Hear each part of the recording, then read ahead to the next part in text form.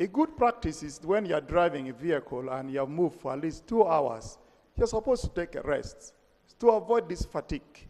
But when you keep moving 2 hours, 3 hours, 4 hours without taking a rest, the chances that accidents will occur is normally very high, because definitely as a human being, you'll fall asleep. Some of these things, those mistakes, if drivers can adopt, would help us to help our people not to keep dying on the roads due to accidents. I thank you. And that's the personal discipline that we are saying everybody must adopt for the safety of the rest. Yes, Sylvie, Christine. Thank you so much, Right Honorable Speaker.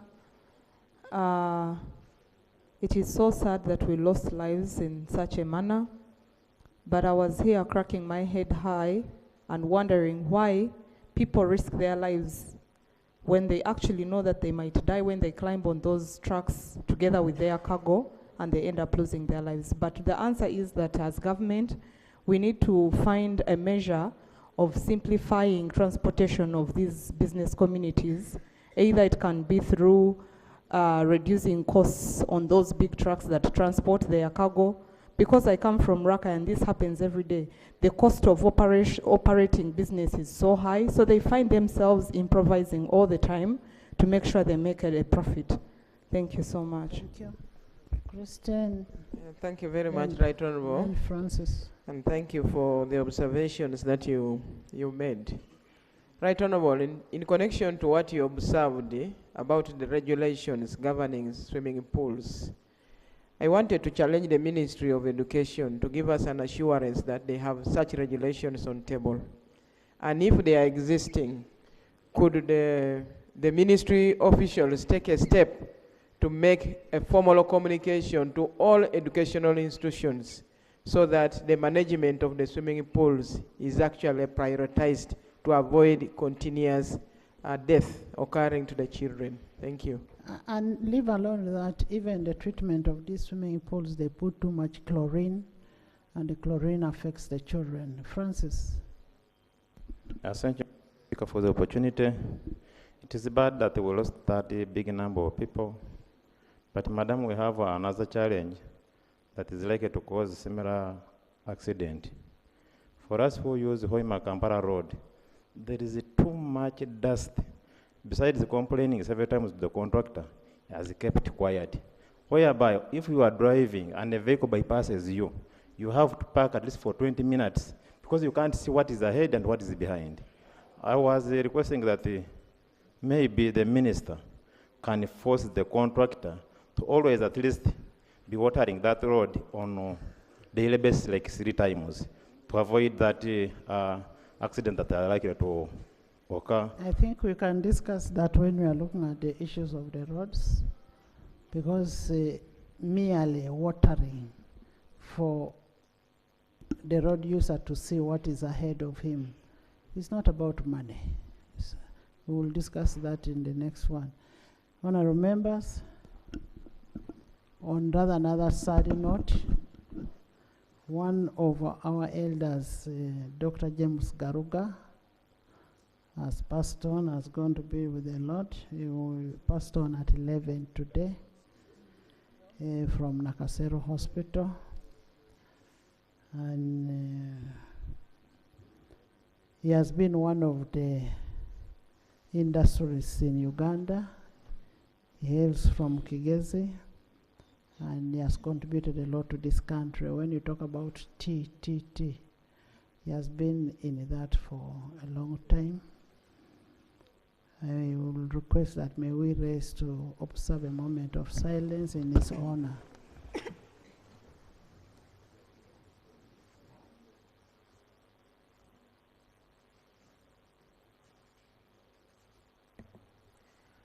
May his soul rest in eternal peace.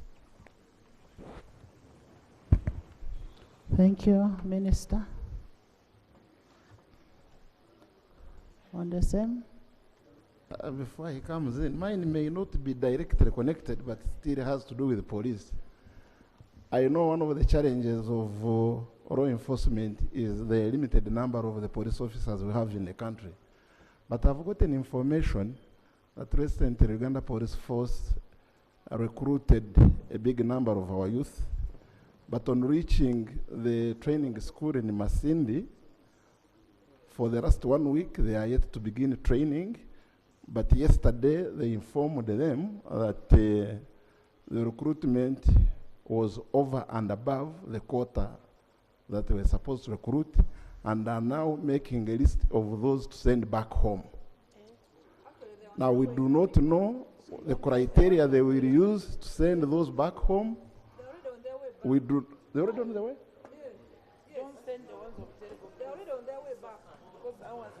Now, you can imagine the kind of crisis the police has created to our youth with all they have put in to go for training.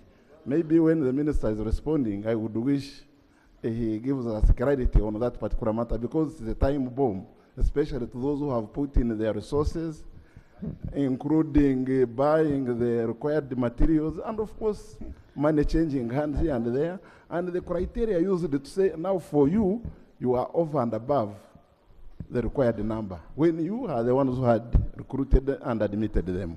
Honorable Minister, I also got a call from children from Bukedea that they have been sent back, that they are over and above. So I was asking what was the criteria of sending those ones back. Yes, there's information again here. Yeah, the information, I really want to thank my colleague for raising this issue, because I also got the same outcry. And actually, the person told me they were already going to board to go back home. And that's a very big disappointment to them. I hope the minister can handle this.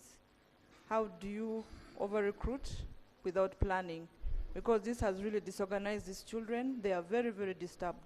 Thank you. Actually, mine didn't even have transport. I was going to ask the minister to send transport for them. Honorable Minister. Right Honorable Speaker and Honorable Members, I share your concern. It's valid. Indeed, if you recruit, how do you over-recruit people and then you send them back? Can I therefore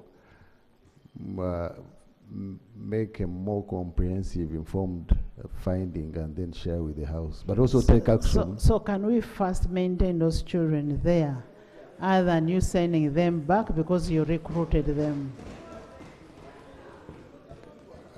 Can I consult the leadership, ma'am, then I get back? Can we have feedback? You go and consult and get back to us. And with your permission, ma'am, before I leave, regarding the traffic issues, a number of issues. Indeed, road safety in this country leaves a lot to be desired, but the contributing factors are many. And I think we need a more comprehensive approach. Just instead of picking out the police element, we have issues of the mechanical state of motor vehicles that travel on our roads. We have the issue of the traveling public itself and how they behave on the road. We have the issue of traffic police misbehavior and state of the roads, etc. And I want to say that there are good traffic officers out there, but also there are bad apples, aided unfortunately by some of these factors. The police leadership and the ministry are thinking of a road safety inspection unit to check on rogue behavior by the traffic police, and also, with your support, extension of the CCTV coverage countrywide, so that people are promptly fined, and maybe that one could mitigate some of these excesses we see that result in the loss of lives. Maybe you could also find out what was the cause of that accident in Chigorovia, so that we can be able to understand what it was, other than putting all the blame on only one department. I agree, Right Honourable Speaker. Yeah, thank you. So first, go and make a call and give us information on that, on recruitment. Yes, he's not here. How will he clarify? Next. Item 3 on the order paper, motion for adoption of the report of the Committee on Government Assurance and Implementation on the status of implementation of the assurance to fully operationalize newly created cities. Honorable members, you recall that yesterday we received a report and extensively debated upon it. However, I did not put a question because everybody was not there. I now put a question that the report on the Standing Committee on Government Assurance and Implementation on the status of implementation and assurance to fully operationalize newly created cities be adopted by this House. Those in favor say on the contrary. The ayes have it.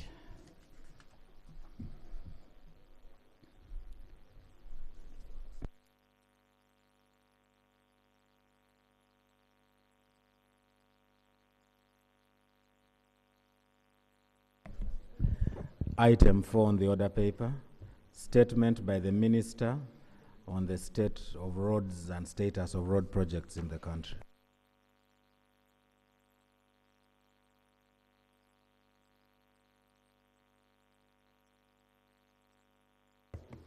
Right, Honorable Speaker, Honorable colleagues, our sincere apologies, the Minister of Works is not yet here. Efforts are being made through the Office of the Government Chief Whip to try and get one of the ministers. We pray that, yes, I have actually requested. I have requested. So I request that the matter be stood over until they return. Order or not?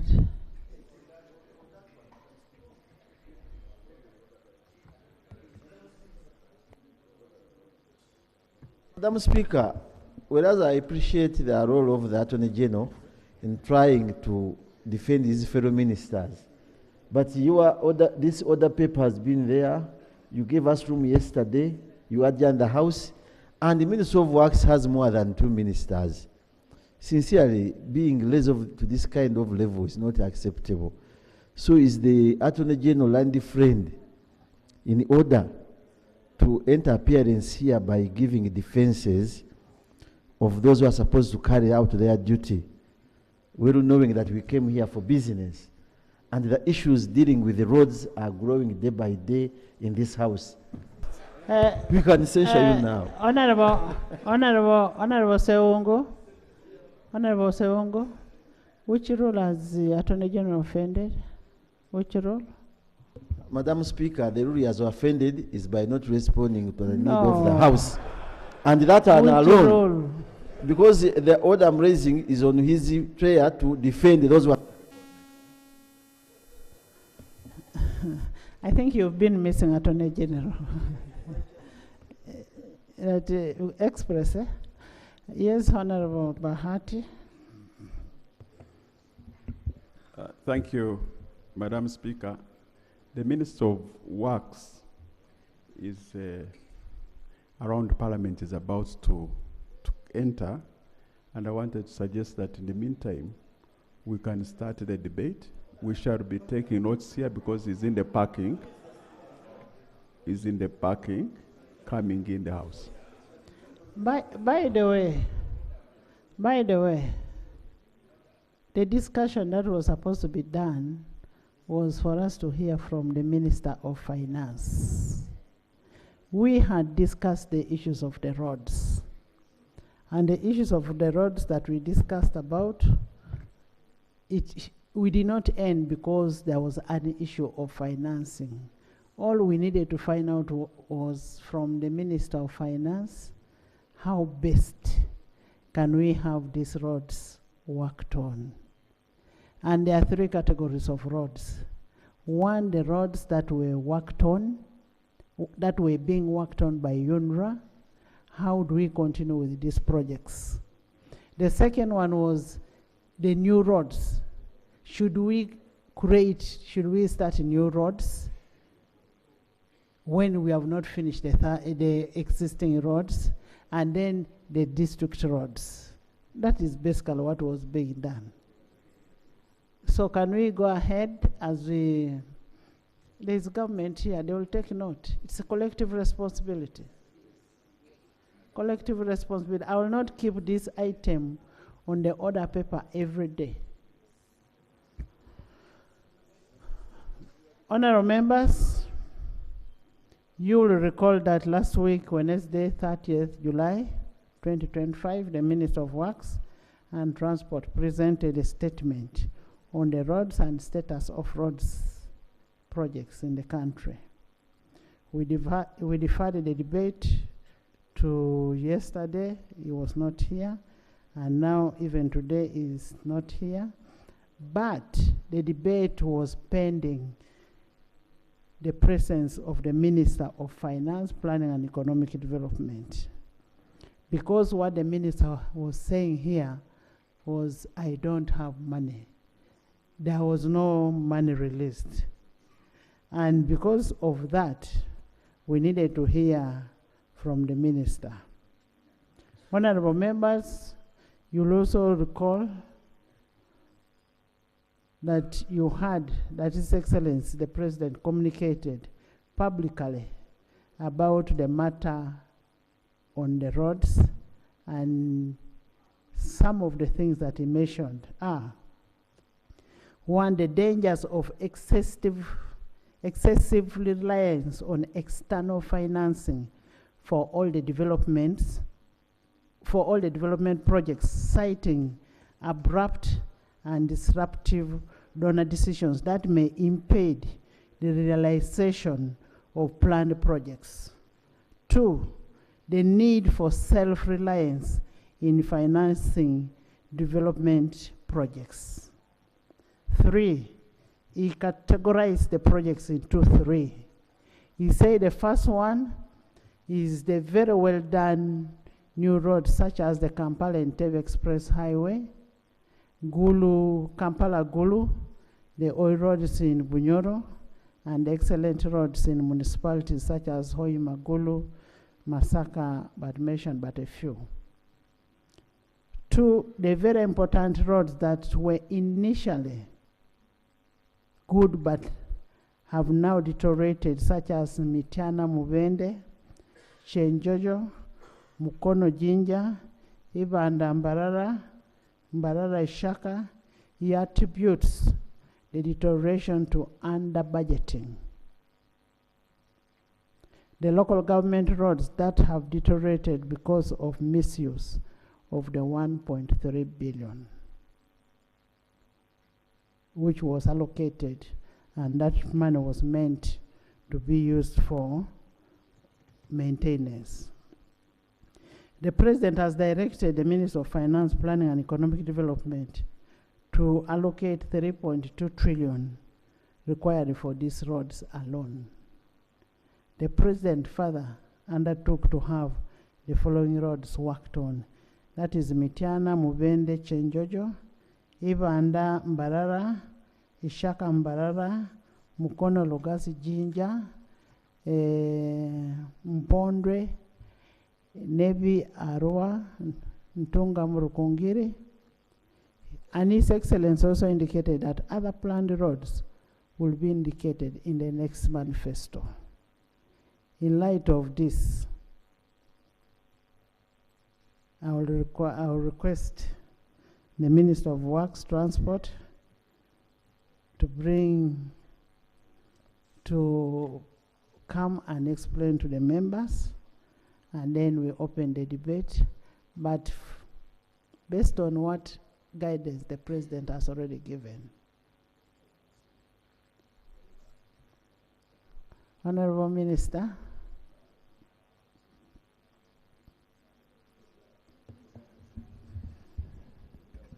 Thank you very much, Right Honorable Speaker, members. I'm happy that the President has communicated on this matter, because we had a meeting with the President and the Minister of Finance on the issue of these roads, and he appreciated that while we may not get all the money in one financial year, he directed those very critical roads that they must be maintained in very usable conditions. And he said we have already started on Mitiana Mubende, so we must finish that road, and also the section between Chegegwa and Chenjojo is terrible. And what we are going to do, as we wait for the funding from the Ministry of Finance, we are moving our unit, which has been working on Ginger Road, to move and do work on Chegegwa Chenjojo to fully rehabilitate that section. We are also already committed China Railway 18, which is going to work on Nebiarua. They've already started forward maintenance, so they are going to start doing the real rehabilitation of Nebiarua. As regards Chikolongo Mpondwe, already there is a contractor working on Chikolongo Mpondwe.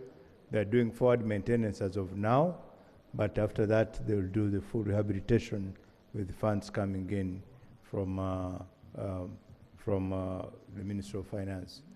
We have Ntungamo, Kagamba, Rukunjiri. That road, we want to save it before it deteriorates further, because it has reached the stage where we can save it with the resurface, just like what we did with the Northern Bypass. So that road will also be done. As far as regards Ishaka, Mbarara, and Mbarara Ibanda, we already have a company which is already identified to work on that road. It's called Shadong High Speed. They are going to be working on that, on those two sections of the road. And they are already doing, working with the Ministry of Finance in a pre-financing arrangement. I think they're finalizing the financial terms with the Ministry of Finance, but others they're going to start mobilizing equipment to be on those two sections of the roads. As regards Gulu Atiak Nimule, that one also needs to be attended to, and we are soon going to have a contractor, MTF, on that road to work on Gulu Atiak Nimule. As regards Maraba, Jinja, Kampala, Masaka to Katuna, this is our artery. And we have decided as a ministry that we are going to have two companies fully on those roads so that they address whatever requirements are there. What we have been doing now with our in-house team has been really addressing those bad spots. But as far as Mukono, Rugazi, Jinja, Maraba Road is concerned, that section, there is a company called CRBC. It's going to be fully committed on that road. Right now, we have Kodrosi, which is doing the bridge on Katonga, and it's going to concentrate on that section. They have already done the estimates from Masaka to Kampala. As they're doing the bridge, they'll also be doing the bad sections. As you will see, they are going to address the Karandazi swamp and also the Rera swamp, which they're working on now. We hope that once we get money, we are going to pay and encourage more of our Baker to speed up on Usonju Kivoga Hoima Road. He's doing a good job, but I think he needs full support of us paying him in time, because this is the local contractor who has actually proved himself that supported he can do work. And he has already proved on the section we are saying between Busunju and Chivoga, but he's supposed to complete up to Hoima, including the bridge at Kafu. We are also rehabilitating bridges like the bridge on Kayunga Road, Saziwa Bridge, which is already being worked on by again a local company called Dynaco, and they're now moving towards doing the remaining stages. They've already done the box culverts to do the refill, take the refill waters, extra waters, but they'll be able to do the bridge. On the other side of Katonga, which we call the northern side of Katonga, from Kabulasoke, there is another company called Rodo, a local contractor, is also doing that bridge. So these are the efforts which I can talk about. And we have images of Rodo, and even the Minister of Water can confirm. Thank you. Thank you, Honorable Minister. Honorable Minister, as we construct these roads, I am happy that you're talking about the construction of the new roads. Can we make sure that the lifespan of these roads is a little longer than, because now most of the roads that we have a shorter lifespan, and yet By the time we rehabilitate this road, we are still paying the loan which we borrowed for making the road. And then the other thing, as you agree with the Minister of Finance to ensure that you have the money to be paid, can we look at companies that have arrears with you to avoid litigation and then payment with the interests? Because you find the interest that you pay for these people become even too much. We appreciate we don't have money, Honorable Minister, but originally we had offices, UNRWA offices in different regions. Can you activate those regions, those regional offices, to be able to work on the roads as soon as there is an issue on a road? Right Honorable Speaker, on the issue of stations, we have 23 active stations, and these stations have equipment. What actually delayed their being active was because of the process we were going through in absorbing the UNRWA staff. That process is more or less complete now with the public service. So we have the station managers. The station managers are sub-accounting officers. We send their money on the stations, and they're supposed to address mainly those station managers, the national roads. Maybe before I give the members to raise their issues, one on the issue, somebody raised the issue, France had raised the issue of Hoima Road, much as the works are ongoing.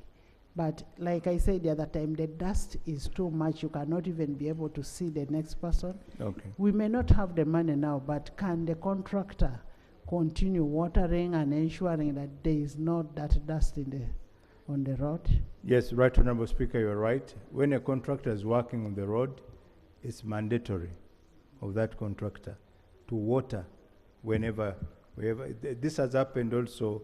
I've also received complaints on Mitiana Mobende Road around where the contractor is working now, that the dust is too much. So I've already told my project supervising team to ensure that the contractors water, because it's mandatory of them to do that. So this, as I was saying, Right Honorable Speaker, the stations are now active. They may not have started. Please. The stations are active. I can even tell you the names of the station managers in all the stations.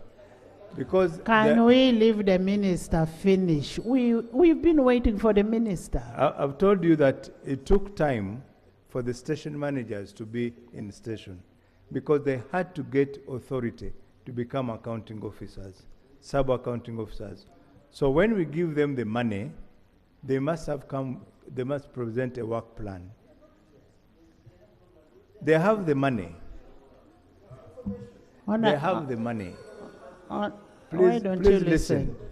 They have the money, but what had delayed was them being authorized to spend the money, because they have to be given the authority by the PS and the Minister of Finance. Honorable members. Once they get that authority, they spend the money. The stations do two things. Let me explain. The stations do two things. One, they supervise what we call framework contracts. They are works which may be too big for the station to handle. So we engage contractors in what we call a framework contract. So they go on those roads and do the framework. For example, we recently received the problem between Kotido and Kabong. And my station manager in Moroto, yes, courtesy of the speaker, and my station manager in Moroto has already sent a framework contractor to handle the Kotido Kabong section. The Kotido station is going to handle the section between Kotido and Moroto. My station in Moroto, on force account, they're going to handle between Moroto and Lopei.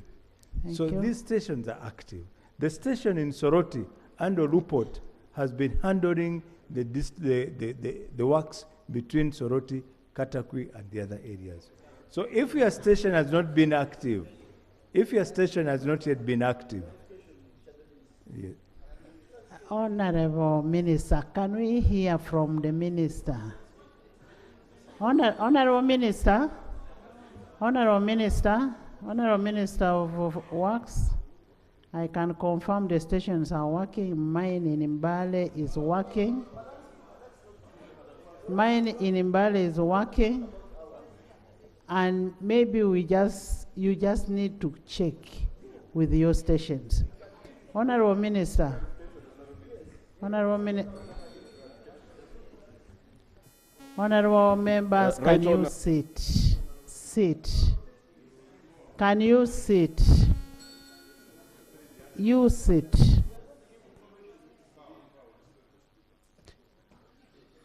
Honorable Minister, we will also want you to address us on the issue of the 1.3 that goes to the districts, whether you've given the districts guidelines on what should be done. Right, Honorable Speaker, let me clarify. The districts under the road fund, and I wanted this to be clear, the road fund was not removed. The fund was not removed. What was done was to change the management of the fund. We are still sending the money, which is through that fund, straight to the districts. The 1 billion is sent directly from the Minister of Finance to the district. Please, the money is sent directly from the Minister of Finance to the district. That's the true. 1 billion. That's true. So when we talk of the 1.3, we think on average, that's what the districts get in a year, 1.3 billion. What the billion from the Minister of Finance and what we send from the road fund. Now the management of that fund is under the District Road Committee, on which members of Parliament are members. So the management of that fund is actually, if I could appeal, that members of Parliament, you help us to follow the management of that fund. Thank you, thank you. And they are doing that under their oversight role. Exactly. If you don't do that, then the problem comes back to you as members of Parliament. Lucy? Thank you, Madam Speaker. I seek clarification from the Honourable Minister, and thanks for your report. You beautifully said, mentioned the roads and the contractors that have been awarded. Unfortunately, for Atiak Nimule, okay, Gulu Atiak Nimule, which is now a death trap, and it is a very, very bad road now, I've not had any commitment in terms of the contractor who is going to go there. Secondly, Honorable Minister, I mentioned to you the other time about our bad road from Away to Rhino Camp. This was a road that was managed under then UNRWA, now Ministry of Works, and it was under Foster County, the section from Away to the town council where the district headquarters is. I can tell you that even as the station manager is doing his best. You need to be brief. Everybody wants to speak. I'm just concluding. Yes. Yes, I conclude. But Honorable Minister, the station offices don't have the funds to actually put gravel. They are just digging, and every time it rains, it gets worse. Vehicles get locked up, and it is a big problem. So you need to take care of this. Thank you. Honourable members, so that you don't repeat the same thing, can we first hear from Finance on how much they have released and how they are handling this? Let's first hear from Finance, so that you don't, because the money could have just gone maybe this week, and you're expecting something to have been done before. So, Honourable Minister of Finance.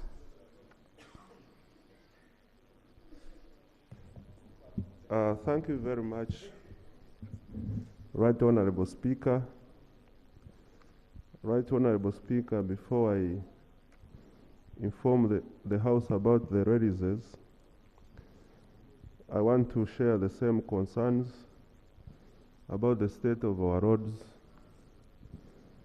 because recently while I was campaigning in Rwanda, I drove on a 27-kilometer road, the Ruhija-Butogota road. 27 kilometers took me 1 hour and a half to get to where I was going. So I had to apologize on behalf of government that we shall look for the money to do the road, because the road condition was bad. Madam Speaker, now I come to the money. In this financial year, our budget for our allocation for road interventions is approximately 3.1 trillion, out of which 1.14 trillion has been released for this quarter one. And out of this release, only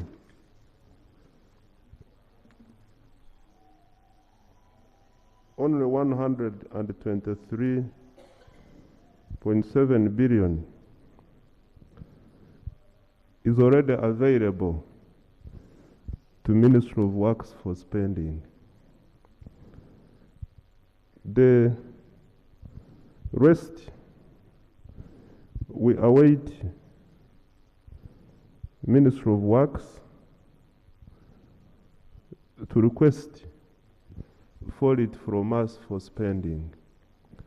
Madam Speaker, as you may note from the directives from the President and a number of meetings we have held with the Ministry of Works and Transport, because we work closely, this budget is inadequate to meet the demand in both rehabilitation and construction of the new roads. What is the commitment? As the Minister of Works has stated, we have decided to continue working together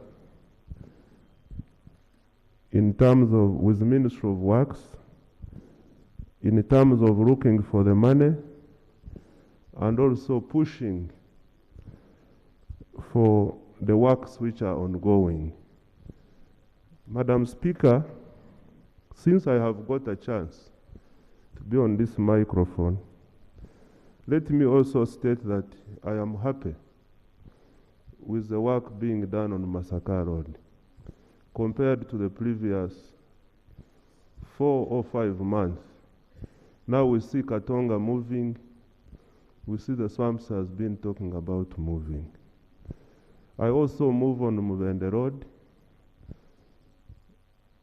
I am now a little bit happy that work has also started moving, and also on other roads. Therefore, what do we ask for, Right Honorable Speaker, is that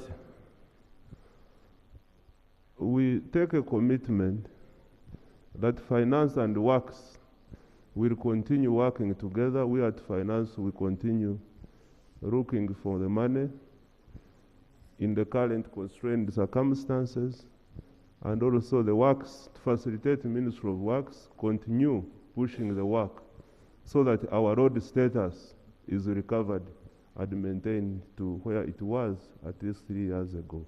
Also, lastly, at least now, I can confirm that the station manager for UNRWA, now Ministry of Works, is now available on phone and working.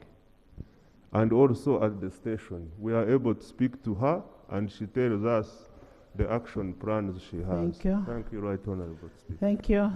Honorable members, I want whoever is standing to speak about the road, I want you to look at NDP 4 from page 350 and to page 354. It is in that page that you are able to understand which ones are ongoing roads and which ones are planned roads, so that we don't look funny. We don't look funny when we are talking about what is already in the NDP 4. Just tell me what is the number of your road on the NDP 4. Tell me. All of you sit. You all sit. I gave you people NDP 4, and I've also told you the schedule where those roads are. So talk about the road and then the number, so that we discuss it. Yes. What is it? Okay, let me start with the joke. You have there's a procedural matter here. Thank you very much. I am very serious about NDP 4. Thank you very much. Raise the roads. If the road is in the plan, that road has 5 years to be completed. Thank you very much, Right Honorable Speaker.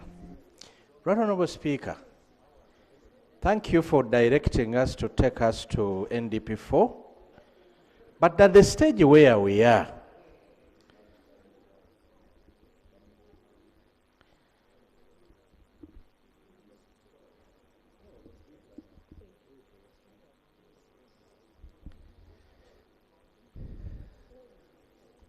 Right Honorable Speaker, the stage where we are, we had a minister the other week who came and alarmed the nation, and he said, I have these roads, they will not be worked on because there is no money.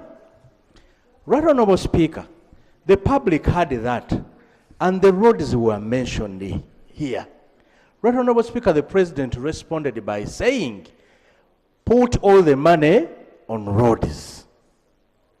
At this stage, Right Honorable Speaker, what we want to hear from both the ministers after the presidential directive, I want to hear the Minister of Finance that after that we prioritized this amount of money to go to roads.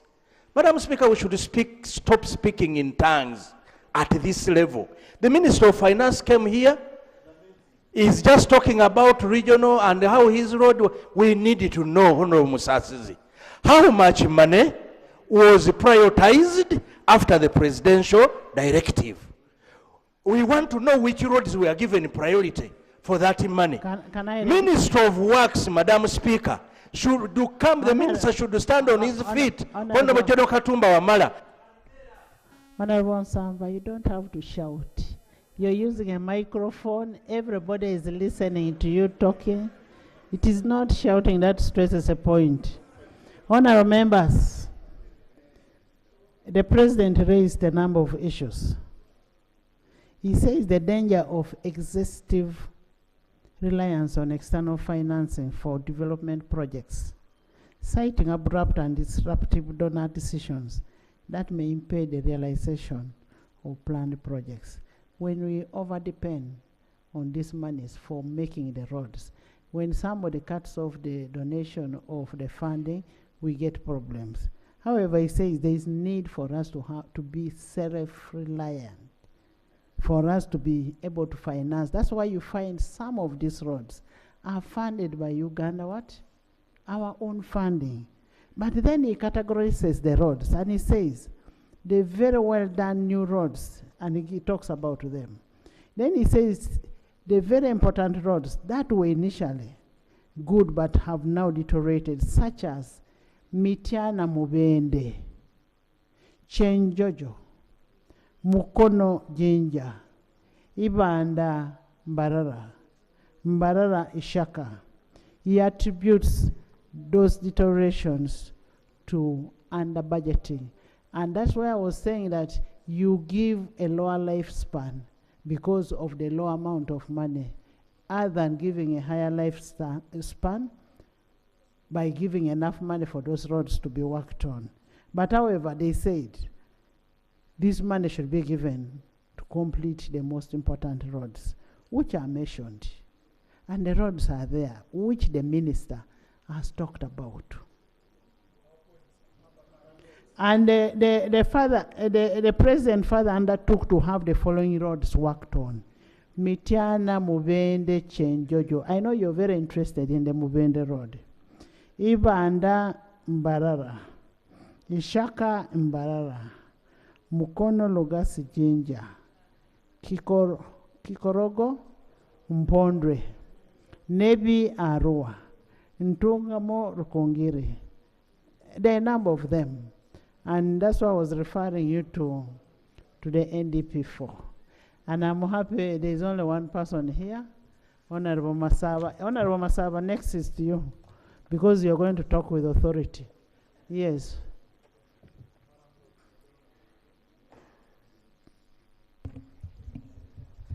Thank you very much, Right Honorable Speaker. I'm interested in knowing the progress of the upgrade of the Soroti, the Tororo Mbale Soroti, 150 kilometers road, because it was planned to have started the rehabilitation of that project. But as I speak, there is nothing that shows that there is any work that is to be done on this project. Then the other one is the Mbale Kokonjeru, Wanale Road, that is about 21 kilometers. And then lastly, I'm interested in knowing how you're spending the money on the Rural Bridge Infrastructure Development Project, because we've not been receiving proper accountability, and we expected that this probably comes and helps most of our bridges and roads in our districts and cities. I would like to get those details as well. Thank you very much. Honourable Minister, first answer what Lucy and what they have asked, then we bring another, so that we don't get confused. A lot of people come last on the Bududa Road. Thank you very much, Right Honorable Speaker. The 28-kilometer circular road of Bududa was identified in NDP 3 and NDP 4 for tarmacking. But as we wait for the tarmacking, we are putting a contractor on that road for maintenance. That road is supposed also to be done by Abubakar as the contractor on tarmac. But as we wait for that, it will be done, it will be maintained. I can even share with you the number of my station manager of Mbale, called Dina, and you can call her and she'll tell you who the contractor is on that road. Honourable Minister, you're talking about the Bududa? The Budunda circular road. That was. Oh, yours is in Kokonjeru. The Kokonjeru. That road we are using our team from the training center, which you know, Meltec. We want to do a cobblestone project on that road. Because of the nature of that road, doing tarmac, it will be washed away very readily. So our team in Meltec, which is our training center, has already done studies on how to do cobblestone, and we intend to do that road with the cobblestone technology. We are going to do that road with the cobblestone. You wait when we start. And then the Aware Road, Attack Nimule, there's a company called MTF, which will go on that road. The road from Attack, of course, you know that Attack to Raropi is already done. Raropi Afoji, we are in procurement stage for Raropi Afoji. Thank you. Tororo Mbale, that road is under what we call the Northern Road, NERAP, the Northern Road Rehabilitation Project. It's being done by Motenjir under the World Bank. They have so far done all the way from Kamdini and they have crossed into Soroti now, and they're coming towards Tororo. We had the challenge when there was a threat to stop the project, but then it was the World Bank, when they came and made an appreciation of what had been done, they decided to finish the project. It's ending in Tororo. Thank you. Ojok, you're all going to speak. Thank you, Madam Speaker. As regards to your question on the NDP4, Gulu, Lalogi, Upit, Moroto Road is number 257. But Madam Speaker, that is scheduled to start in 2029. But as we speak now, that road is in deplorable state. That bridge will soon be washed away, the bridge that connects Odek to Awera. What can the minister do in the meantime? Because you cannot wait for 4 years for maintenance. Secondly, on the issue of force account, the biggest challenge has been budget cuts. There's a road that leaves Kona Minja that goes to Chuero, Ketgum Road. It's been planned for the last 5 years, but budget cuts are becoming a problem. Just last financial year, they cut 75% of the budget. That is according to the station manager there. So I request that the Minister of Finance really avails the funds to help us maintain these roads. I want to thank you very much. Thank you. Jen. Honorable Kia. Joan. Thank you, Right Honorable Speaker. I would like to appreciate the government for the effort they've made in the road sector. The new districts have received equipment, but it's incomplete. And therefore, we have to seek from the region. The region for northern Uganda is in Gulu. West Nile is very far from Gulu. I would like to implore the minister to have a special consideration for West Nile. Can we have equipment there?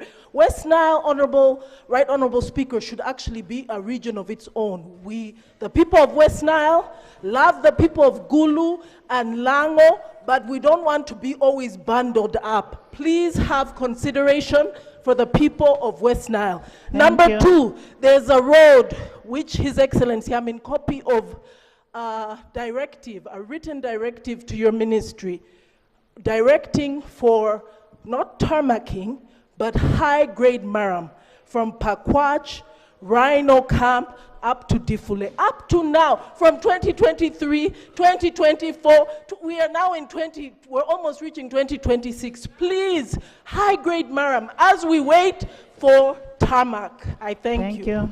Honorable Minister, West Nile is very far from Gulu. Please handle that issue of West Nile, have the equipments in West Nile. Right, Honorable Speaker, I totally appreciate the challenge of these regional workshops. I did report on this floor that we have already come up with a new list of equipment where cities, municipalities, and these big regions are going to be addressed. The President has directed that we use the same method of procurement like what we used for the 1,151 equipment which we distributed, and we already in talks with the Minister of Finance, and I know that there is also a delegation going to Japan soon, and one of the things we are going to discuss is the issue of those equipment. So hopefully, with financing and also the financing arrangements being agreed on between the two governments, we should be able to get those equipment, and then we shall decentralize these regions.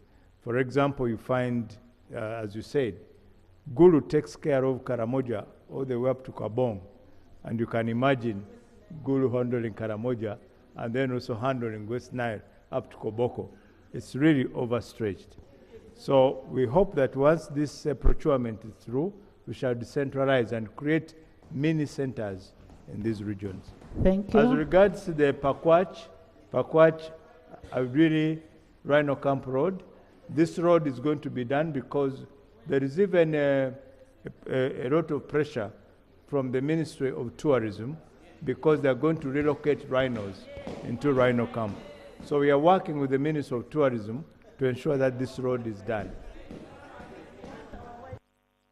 Hassan. Thank you, Right Honorable Speaker.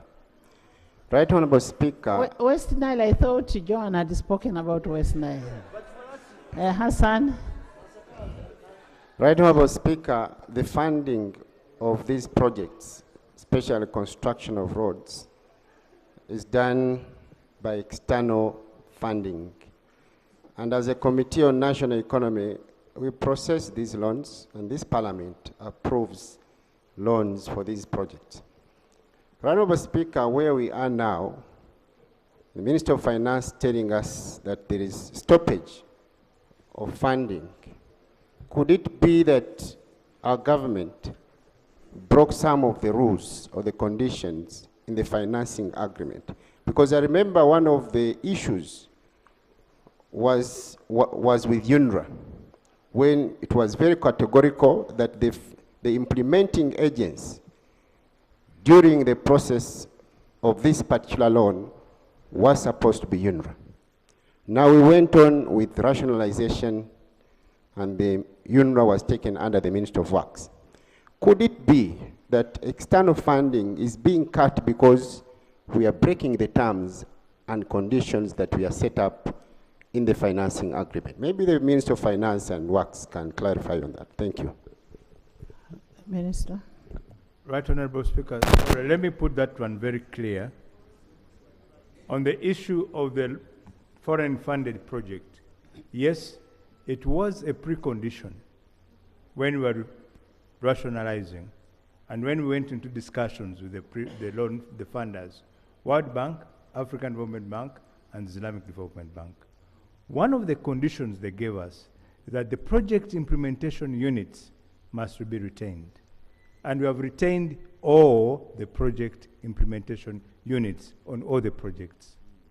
That is Busega Mpigi, the full project unit is there. Kampala-Jinja Expressway, the full project unit is there. And any other project, Koboko Yumbe Moyo, the project unit is there.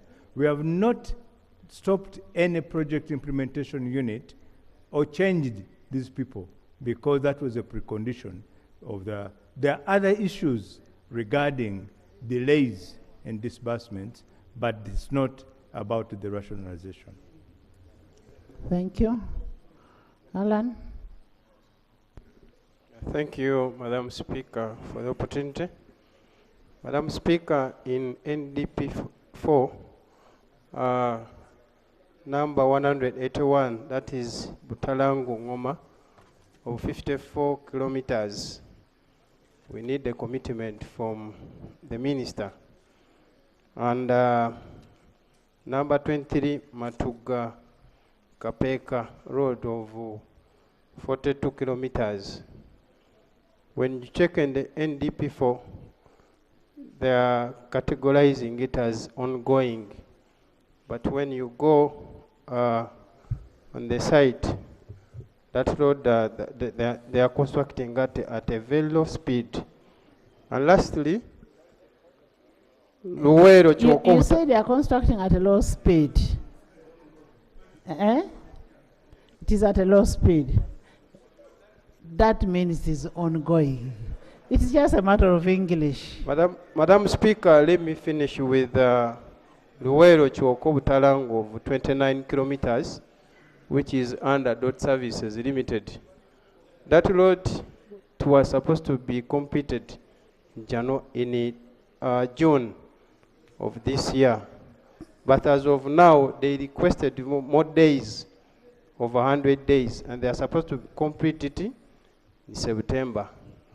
But the speed, at the rate at which they are constructing, Madam Speaker, we are worried whether this road will be completed in time, because people of Luwero, Choko, Butalanga are very eager for this road to be used from Ngoma, Butalangu, Chiwoko, up to Luwero, which connects that road, and it's a very strategic road. We need an update and a commitment from the minister. Thank you. Honorable Minister, take notes, then you answer all of them at a go. Yes. Lawyer. Thank you, Right Honorable Speaker. Right Honorable Speaker, mine is a little bit outside the NDP4. When UNRWA was rationalized, there were liabilities that were transferred to Ministry of Works, including pending compensation. On the road from Gulu to Oluyo, which was 66 kilometers, 80 people have not been compensated since. I would like to seek clarification on that matter. Right Honorable Speaker, whenever the minister is speaking about roads, I get worried if he makes no comment on our progress on railways. Because one of the ways our roads can stay for some time is to try to offload the road from heavy equipments and things like cement from the main roads to the railroads. Could the minister also brief us on the progress so far made on the rail transport? I thank you. Margaret. Clarification. Thank you so much, Right Honorable Speaker.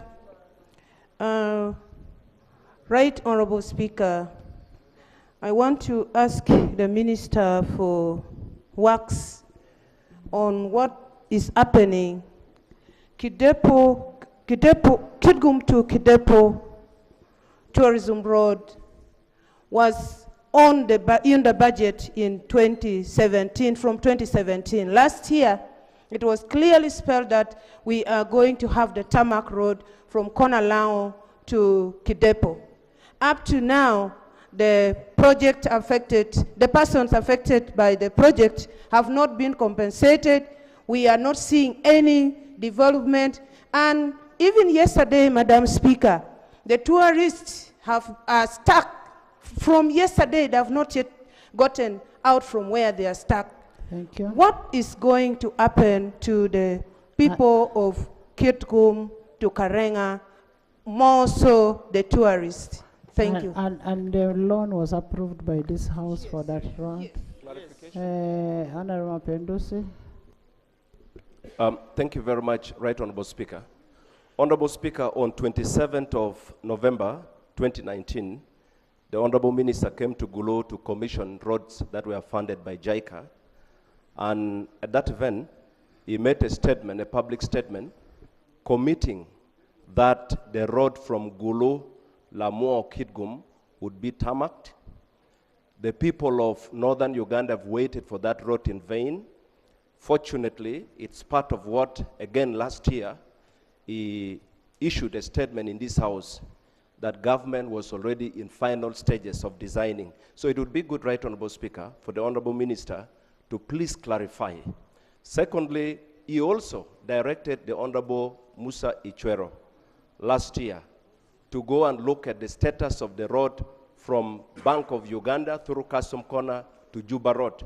That has cost many lives.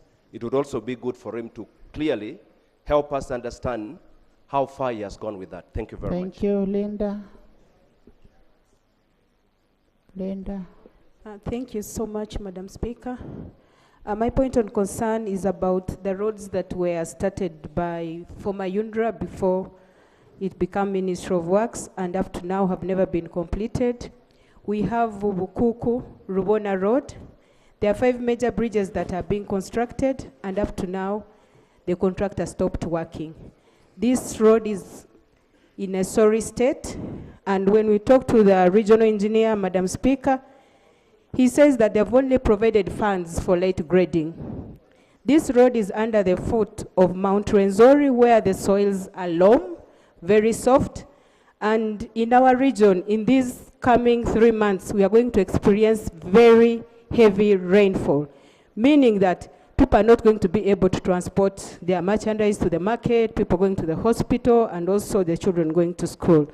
We have Kagote Saka Road, We have Fort Poto Kijura Road. All these roads are impassable, Madam Speaker. Thank you. And we need to get funds so that they can be worked on. Thank you. Nathan.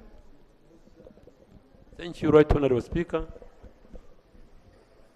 Colleagues, I think I want to thank the Minister. For the first time, he was very frank to this House. Because he has been keeping quiet. And when I was telling him that you are taking a big elephant, he didn't know that he would go in this. This time he was very frank to say there is no money. Last financial year you missed 1 trillion. This time you have another trillion missing. So how do you expect the roads to be worked on? 2, we have 23 stations. All stations have old equipment. He hasn't said it. They have no equipment. Most of them, the stations, want to borrow from the station, from the districts, who have slightly newer machines. And I think it's high time, General Katumba, you told this House that we need to buy equipment for your stations. Because if they have the equipment, they will be able to come in. For example, most of the contractors have refused to work despite you giving them call of orders because they have so much money outstanding. 2, this issue of the managers, they are not active. I want to be open to you, General Katumba. You have taken so long to formalize the working so that they can get money for fuel. They don't have money for fuel. The money is on the account, but they can't access it. And I want to tell General Katumba that the sector you are holding is so crucial. I told the people here that if you have your children, you want to take them to school. If they can't go to government school, they can go to private.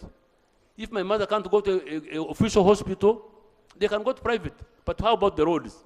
It's the mandate of government to have roads done. And the area we become, like in 2021, 201, when we gave them a trillion, that's what we begin with. 2, 3, sorry. 4, Minister of Finance, I think you better stop being armchair people. Get out of your offices and move in the country. The roads are so important that you don't need to spare any time to give them the money. True. I feel that it's high time this parliament recognizes that the roads are key in the development. Lastly, General Katumba and Madam Speaker, when you talk of these roads, you are talking of Ibanda Tumbarara, Ishaka Tumbarara, Ntungamo Tumbarara. Why don't you talk of Isinjiro? Why you get your matoki? Honorable Nathan, you said these people of finance should get out of their offices. Do they sleep in the offices? No, what I'm saying, for example, they wrote the budget. I thought they use the same roads to go wherever no, they go. they don't. Most of them are staying in Kampala here. They wrote the budget Honorable on 14th. Musa Sisi is all the way from And he told you for the first time where we moved. And he knows the state of I'm the sure roads. if most of the people moved around to see where they put the money, we passed the budget in May, sorry. Honorable members, I want to urge all of you in your oversight role to ensure that you monitor these roads. See what is happening on the roads and report back. I thank you for that, Honorable Speaker. We cannot leave that to only finance. Let it be our responsibility for all of us. Yes, Stella? Thank then you, Masindi. Thank you, Honorable Speaker, for giving me this opportunity. I want to thank government for its efforts put in maintenance and construction of roads. However, we still have a lot of challenges. I want to bring to the attention of the Minister that we have Moroto-Lokutonyala Road that is on construction now and almost getting to completion. But we have the majority of the PAPs not compensated. Honorable Minister, I want to know when you're going to complete compensation of those PAPs before the road is complete. Thank you. And then you talked about Morotolo-Pay Road and then Kotido Karenga Road. Honorable Minister, we have a tarmac road that has not taken more than 15 years. And from Moroto Kotido Junction up to Moroto town, that is on Moroto Soroti Road. We have a stretch that the tarmac has deteriorated too much to the extent that we even don't have potholes on the road, but we have water ponds on the road. What are you thinking about repairing that part? And then we have Moroto Lokiriama Road, Lokiriama in Kenya. That road has totally degenerated and is the road under Ministry of Works. What are you thinking about maintenance of that Maram Road? Thank you. Thank you. Honorable Minister, why you get some of these things, deterioration of the road and maybe the potholes and whichever, it's good to work on them for it not to worsen before they worsen, because we all appreciate we have money problem, but we could actually work on such things. Masindi? Thanks so much, Right Honorable Speaker, and thank you, Minister, for the report. I wish to thank you and your team that worked on the Kampala Guru Road, especially on those potholes that were making a number of accidents, especially the head-on collisions. That was very proactive. Secondly, as we wait for the oil, the first oil, as you know, I come from the oil region. I thank, of course, the government for the good roads. I think Bunyoro is one of the sub-regions that has the best roads because of the oil and gas. But there's this road of Biso, Masindi Biso Road. I see a number of trucks heavy loaded with oil-related products suffering going to Bulisa because it is shorter to pass through Masindi than Hoima. So can we know the update of that road as we wait for the first oil? Thanks so much. Azar?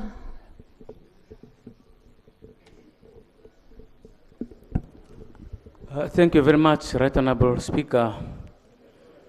Credit must be given where it is due. Thank you very much, government. Thank you very much, Minister of Works. Our road from Koboko, Yumbe, Moyo is being worked upon, and the progress is moving on very well. It's moving on very well. However, Madam Speaker, I'm happy the Minister of Internal Affairs is here. There's a roadblock, there's obstruction. There's that old colonial dilapidated police barracks, which has impeded the progress of the road around Moyo Town Council.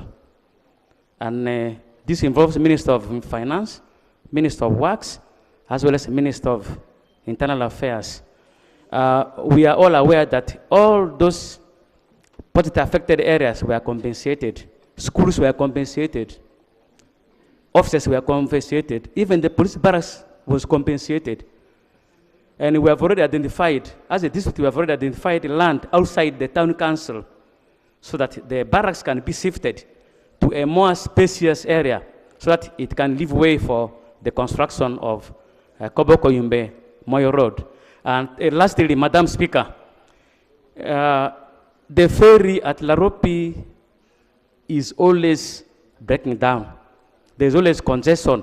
People are not moving. We may waste about 2 to 3 hours just waiting for the ferry to come and cross. Yeah. So we're requesting that the minister works hard so that we can have the ferry crossing worked on, and also the engine worked on. Thank you very much. Edakas, Honorable Daume. Thank you, Madam Speaker.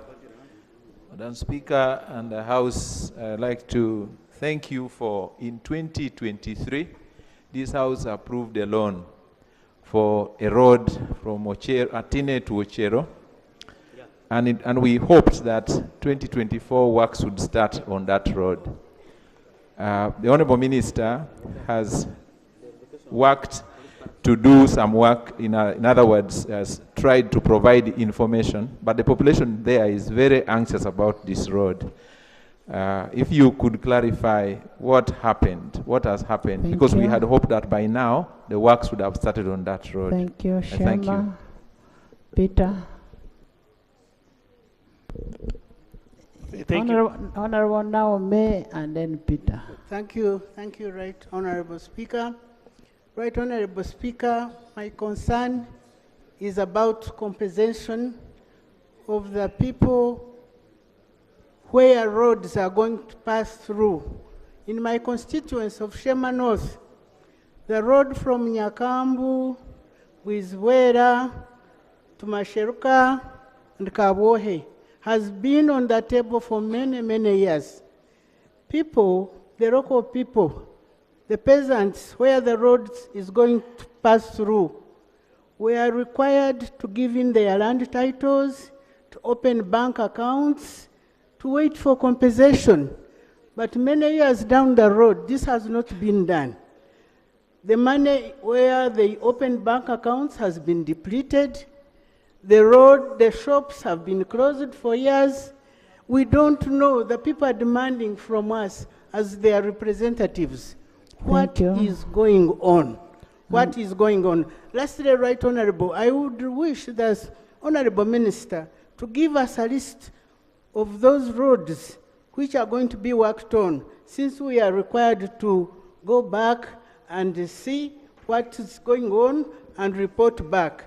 So if we could get that list, we would be most grateful. Thank you, Right Thank you, Honorable. honorable members. Thank you. Thank As you, Right. we wait for the minister to tell us the list of the roads being worked on, I will also interest you to read the NDP4. It shows which roads are ongoing, which are the roads which are planned. Yes, Peter.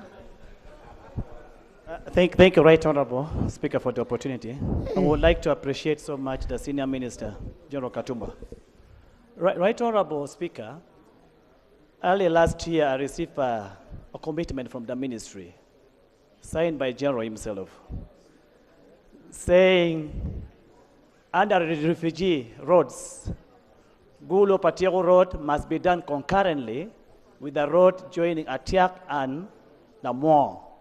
And each time the minister is making a statement, seems to be silence about the refugee roads. May we know from the ministry what is... Islands.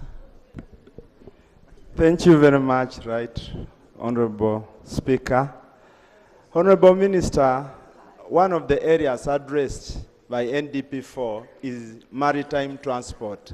That is transport by water. And there are opportunities that if we could take advantage of Lake Victoria, the vessels plying through Kisumu to Majanji or Lugala through Sigulu, this would really save the country a lot of money. What are you doing to explore the area of maritime transport? Secondly, Honorable Minister, I also want to draw your attention to the ferry landing point at Watega. That road that goes to Lugala, through Bujuanga, through Simase, to Watega. That one is a national road connecting the ferry.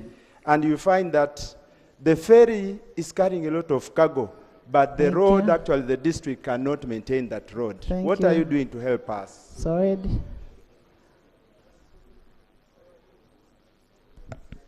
Thank you, Right Honorable Speaker. Right Honorable Speaker, in the NDP4, road number 90, it is Ngenda Bugoye Nyakalengijo Road. The people of Songora North have been waiting for this road for a very long time. I want the minister to update them on when the works are about to start. Eddie. Right Honorable, thank you very much. The people I represent are wondering if voting a government 100% does not get corresponding developments. Because Chisoro, Kulingo, Rubuguli Road has been on government records for more than 20 years. So they are saying, should we continue voting 100% or we should change? Secondly, Right Honorable, the minister came here with a statement. The statement on page number 3, a 13-page document. says they are suspending or partially suspending 27 roads, pending finance releasing the funds. The Minister of Finance is here. The Minister of Works is here. The President has now written. So can't we get guidance? Because last time we said, can you budget for 65 roads? The Minister said yes. In the policy statement, we have more than 65 roads. Now, we have failed even to take on even a half. So, Honorable Minister, are you amending the statement that you brought here, suspending the 27 roads? Now, in a view of what the Minister of Finance has told you, and in a view of what the President has said, we need this to be clarified. I thank you. Thank you, Christian. Thank you very much, Right Honorable Speaker. I want to appreciate the Minister for the responses. Right Honorable, aware that this Parliament passed a loan to work on Ikumi Ngora Serere Kagwara Road. Right Honorable went ahead and informed the people. That was just yesterday. Don't worry, that road is going Right to be Honorable, worked just on. an update to the voters on how the ministry voters is out handling there the in road. Ikumi, Agwara, the road is going to be worked on. The loan was approved by this house, and it is on plan, and it is on NDP 4. We are going to work on that road. Yes, Akik. Thank you very much, Right Honorable Speaker. It is of great interest that actually the NDP 4, it has a master plan that caters for the road network, the transport network in the country.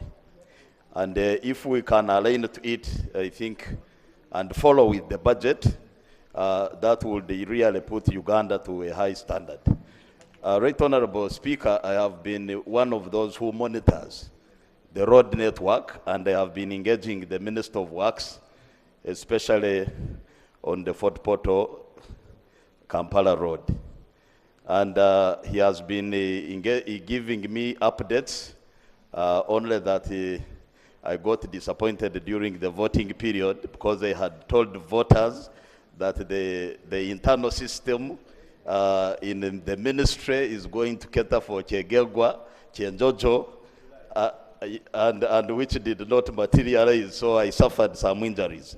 But Right Honorable Speaker, I wanted to raise an issue of the new cities, because the new cities must be modern. And one of the best way, because I've seen it in the NDP 4, the air transport, because we must connect these cities by flying. We don't really need to go and...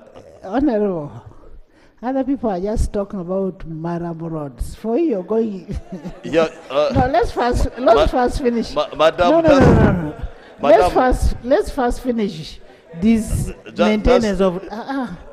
Honorable, let's first finish the issue of the roads. Okay, then the other one will handle it with the minister direct. Let me drop just one point of reinforcing. You see, within the cities, there are roads that belong to UNRWA. Now, this has made the planning of our roads very difficult. Since UNRWA was disbanded, now when we look at the new USMID for cities, it caters for close to 22 kilometers of tarmac. But when you have Ministry of Works now handling the major roads, the bypass, and the other connecting roads, and they are saying those can't be included in the USMID for cities, it makes the whole thing look sham. That's why we have asked for guidelines on how those roads should be worked. Madam Speaker, I request the Minister to harmonize with the new cities, such that if need be, these other roads that are not even... Thank you, Madam Speaker. Madam Speaker, mine is, I request the Minister to consider and put it as part of emergency. The routes from Kitgum-Matidi, Wall, Kalao, it is impassable. It is a Maram road, and all along, for almost 3 years, 2-3 years, we struggle, especially when the rain is too much. Then also the routes from Pajule, Pade, then struck to Kalongo. Those things need an emergency response. Thank you. Now, Madam Speaker, there is a spot. I don't know why they don't put a maram, real maram, not just on a grading. There's a spot in the place called Ajumani, then or Patok, that is in wall area. It's better to put a good maram so that it can help. Then finally, there was a design in 2013, 2014 to consider putting a tarmac from Pajule via Pade to Kalongo. But all that plans is as if it has got lost somewhere. May you maybe consider bringing those on board? It is because it's only Agago that does not have any tarmac in Acholi sub-region. Thank you. Boka, Margaret. Yeah, thank you, Madam Speaker. Honorable Minister, Obongi failures is at the verge of being closed because Sinyanya is cut off. A joint assessment team came on the ground and recommended improving on the drainage. No action has been taken. A call of order was initiated in February. To date, no action is taking place. Secondly, 2.4 billion was sunk in a bridge called Kochiboma Bridge with the support from Dr. Deep.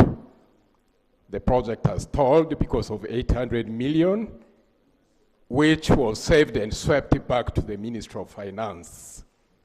The Minister of Finance would like assurance of when that money can be returned to the district to work on the strategic bridge. Thank you. Kochiboma Bridge. Thank you. Margaret, Jessica. Thank you, Honorable Speaker. I also want to thank the Minister and the Ministry for that matter for maintaining the Kotido Morto Maram Road under your courtesy. Thank you so much. Honorable Speaker, I just want to inform and remind the Minister that there is a road from Kotido via Beam, Amoria, Kotido, Abim, Otuke. It is in a very deplorable state. And now we are receiving heavy rains, and this is the road that's mainly used by buses from Kotido to Kampala, to Soroti, to Lira, and they get stuck there for almost 2 days. So this is the road that you should attract urgent attention from the ministry for its maintenance. Thank you. Secondly, Honorable Speaker, there is the Kotido, Kabong, Kidepo Road, which has been earmarked for quite a long time to be tarmacked. I saw on the NDP, it is still at a feasibility stage.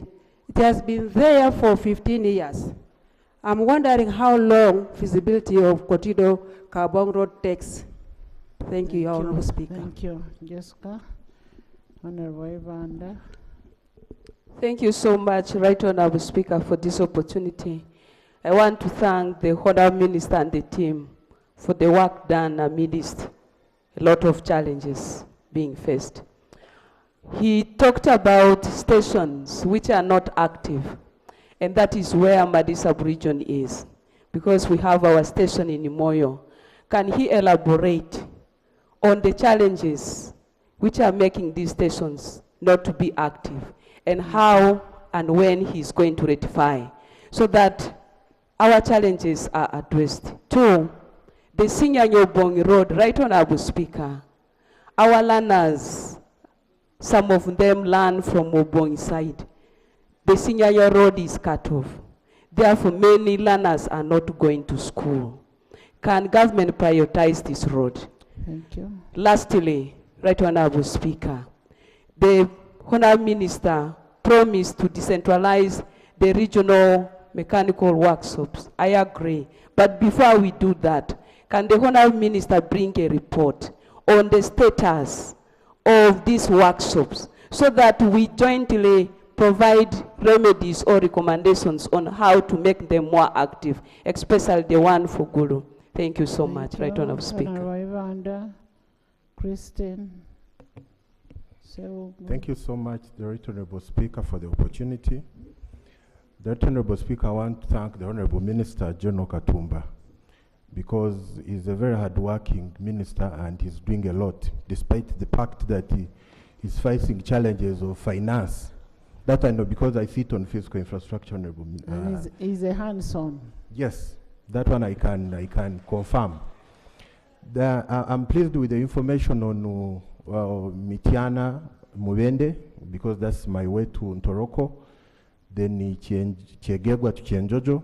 But Honorable Minister, we are forgetting Fort Potron, Ntoroko, Bundujo. That is a very critical road. And you know, when you're entering Bundujo, there is a section that caged in. There is a big problem. Secondly, Honorable Speaker, we have this critical oil road, Kargutu Ntoroko, a link to Repsengo. It has been in your budget since 2016. How many years now? Recently, I got a communication that there was a contract that was signed in 2023. Yes, AFCON. Up to now, we are not seeing something happening. I think the Minister of Finance should tell us, because they told us that you are with those documents.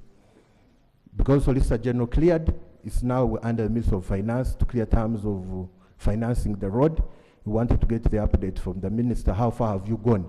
Because the road being in the budget since 2016 is so disturbing the Right Honourable. I want to thank you. Thank you, Christine Seongo. Thank you, Right Honourable Speaker.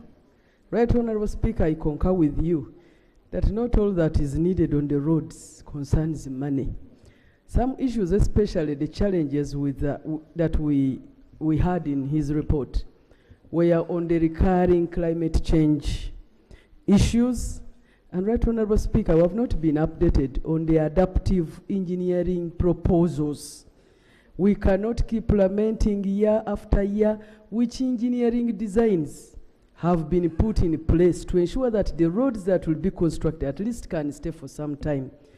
Right Honourable Speaker, my road is number 24 under your guidance, the Busunju Hoima Road. The people were well compensated, but the issue of land titles, somebody cannot wait for a land title for 10 years and it has never been brought back to them. These are the land titles people have been using for collateral to receive school fees for their children. Who has the land titles? Is it the Ministry of Works? Is it the Ministry of Lands? Who is taking that lot of time without removing their portions? Right Honourable Speaker, it is too much on our people, and they are almost bringing a petition to you, a group of people along Busunju Hoima Road, whose land titles have missed for over 10 years. Thank you. Thank you, Honourable Seongo. Thank you, Madam Speaker. Madam Speaker, allow me to thank General Katumba Wamala. Sincerely, he knows all the roads of CAF, but the issue is about money. And Madam Speaker, some of us come from smaller districts. General Katumba, Kalungu district, our main road is less than 65 kilometers from Bukalasa to Rwabenge. And you talked of a bridge, Katonga Bridge. Katonga Bridge has two areas which broke. The bridge in Rwabenge, there's no work going on. Honourable Minister, let me inform you, you are writing and the Speaker has given some time. Madam Speaker, what I was telling the Minister, some of us come from smaller districts. My district has, the main road of the district is less than 65 kilometers. From where it starts from Bukalasa Seminary to Rwabenge, that is the sub-county. But for us, we are not anywhere in any DP. We are not known. But we have a bridge, Katonga Bridge, which broke, but which was connecting between Gomba and Masaka, and a very useful road. But that bridge has not been worked on. Lastly, Madam Honourable Minister, when you talk about a station being active to members of Parliament, it's a mere member of Parliament calling the station manager about the broken roads, and he comes and works, he carries out routine maintenance. Failure of that, there is nothing going on. We've called the Minister of Works several times. He says he has no money. I know you are doing a good job. As a minister, you have to do collective responsibility. But as a Parliament, Madam Speaker, we must push money to this ministry. Thank you. We need to push money. We must give you money to work on your roads. Thank you. Apio. Masaka. Thank you very much, Madam Speaker. Madam Speaker, over the past year, it was severally stated by the government through the Honourable Minister that the Ayer Bobby Road that passes through my constituency of Oyam County North would be constructed, would be paved, would be tarmacked in preparation for the hosting of the AFCON Games. To date, we've not seen any signs, and I would like to request the Honorable Minister to please clarify if we are going to have it still tarmacked. And then secondly, Honorable Minister, directly to you, we have serious problems with all of the roads, the national roads and the local government roads, the roads under local government. My constituents and I are extending an invitation to you on a tour of our roads so that you and I and the rest of the constituents may have a conversation about this very important aspect. Thank you very much. Thank you, Masaka. Thank you, Right Honorable Speaker. Is that Masaka City? Masaka. Kimanya. Okay, Kimanya. Thank you, Right Honorable. My colleague comes from the rural, so. Right Honorable Speaker, about our capacity to maintain roads. We cannot maintain these roads unless we build capacity as government. Right Honorable Speaker, we are rolling out civil engineers from universities everywhere in this country. But when you go to Makerere, they don't have even a single equipment. They don't train on any equipment. We cannot maintain roads based on foreign maintenance contracts. We need to develop our capacity as a nation so that we can maintain our roads. Secondly, Mr. Minister of Works, why did you omit Masaka City from the National Railway Network? You have seen your master plan. You have networked all other cities. The rail goes to Mbalala and it does not come to Masaka. We are 89 kilometers from the border of Mutukula, which is another very important entry point for trade in this country. And you omitted us in your master plan. What is the problem? Thank you, Nancy, Ngoma, Tony. Thank you, Right Honorable Speaker, for giving me the opportunity. Honorable Minister of Works, I would like to find out the status of the road from Kitgum to Ngomoromo via Padibe, because this road was also included in the World Bank project under refugee window. The people of Lamu have been yearning and waiting. Lamu being a border district bordering South Sudan, we are also the food basket for this country. And the road is really in a deploring stage. For so many years, we've been waiting for when the road is going to be done. Being aware that the government of Uganda is supposed to do the design and the money for working on the road will be given by the World Bank, it will be very prudent for you to give us clarification and also to add on what my honorable brother, Honorable Mapenduzi, stated, the road that also goes to Atiak via Palabek from Kitgum. Those are the two roads that when it is worked upon, the people of Lamu and East Acholi will really be very grateful. Thank you. Iganga. Thank you very much, Right Honourable Speaker. Madam Speaker, allow me also thank the Minister for the good work Alice is rendering the country. Madam Speaker, on 20th December 2020, the head of state, our president, a minister, came to Iganga and did launch the tarmacking of Iganga, Walugogo, Luuka, Kamuli Road. The groundbreaking ceremony was done. Everyone got excited. In an hour, the road unit disappeared. To date, there's nothing, no drop of tarmac. 2020 December, on 20th, 2020. These are 5 years down the road. Madam Speaker, it is a season of politicking and electioneering. We are failing to explain to the 4 or 5 districts that use this road. Thank you. May I request? Yes.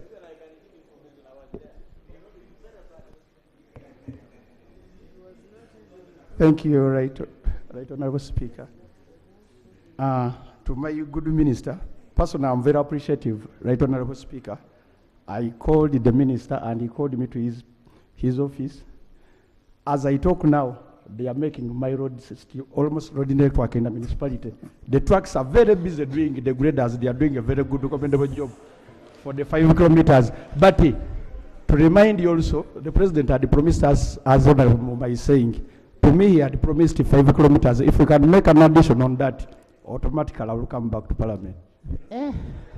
Thank you can smuggle. Thank you, Honorable Panado, for the information. Madam Speaker, one other road in Iganga that initially belonged to UNRA, this is Iganga, Nachigo to Bugweri. It is impassable as we talk. It's a Ministry of Works road. I also need an update. Thank you. On this, thank Tony. Thank you, Right Honorable We need Speaker. to get responses from the minister first. Thank you, Right Honorable Speaker and Honorable Members. I want to thank General Katumba, the Minister of Works and Transport. But Right Honorable Speaker, I want to know from the Minister that one road that connects Kwania District Headquarters to Nyambieso Sub-County where L Center 4 is being constructed. In the financial year 2023-24, under UNRA, a budget was put, work was not done. In the last financial year, 2024-25, a budget of 72 million shillings was put, but no work was done on this road. Now I want to know from the minister, what plan is there? Because the road is lying along Lake Kwania and it is flooded. Two, Right Honorable Speaker, the president had directed that ferry be put connecting Kwania to a Molatar district. But up to now, no action has been taken. I want to know from the minister, what plan is there for putting this ferry? And finally, Honorable Minister, the construction of Rekunye, Apache, Lira Kidgum Road is ongoing. But there are still persons affected who have not been compensated their monies, including myself. What plan is there and when are we going to have our money? I thank you, Right Honorable Speaker. Thank you. Richard, Tom. Procedure, Right Honorable. Thank you so much, Right Honorable Speaker. Yes, there's a procedure matter. Thank you, Right Honorable Speaker. Right Honorable Speaker and members, last year, the Prime Minister did inform this House of the urgency to recall a ferry that was meant for Bosi Island to facilitate movement along Karuma. Would it be procedural right that we get answers from the Minister Richard? on when the ferry will be released? Don't smuggle in something. Thank you, Right Honorable Speaker.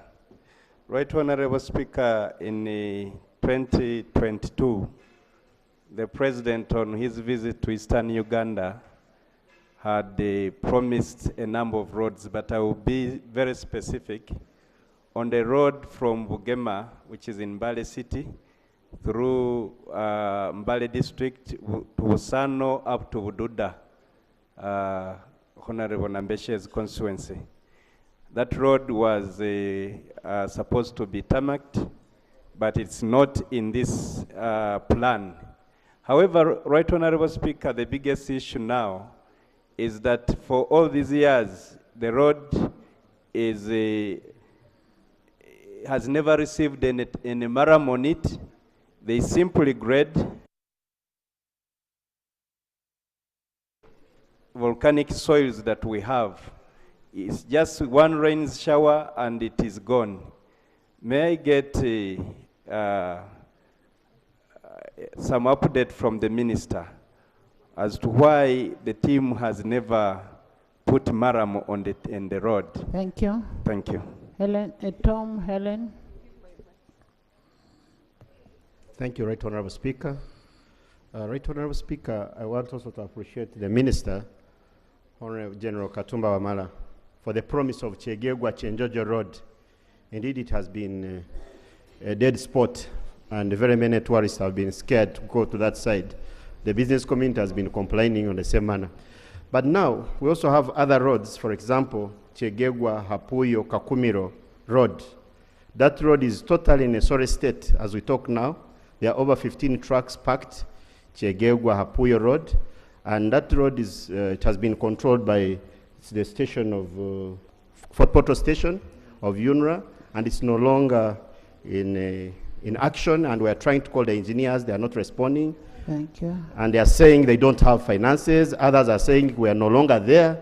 So I would like to know, right Honorable Speaker, through the Minister, how far will it go? Because the situation is alarming. Thank you. Thank you.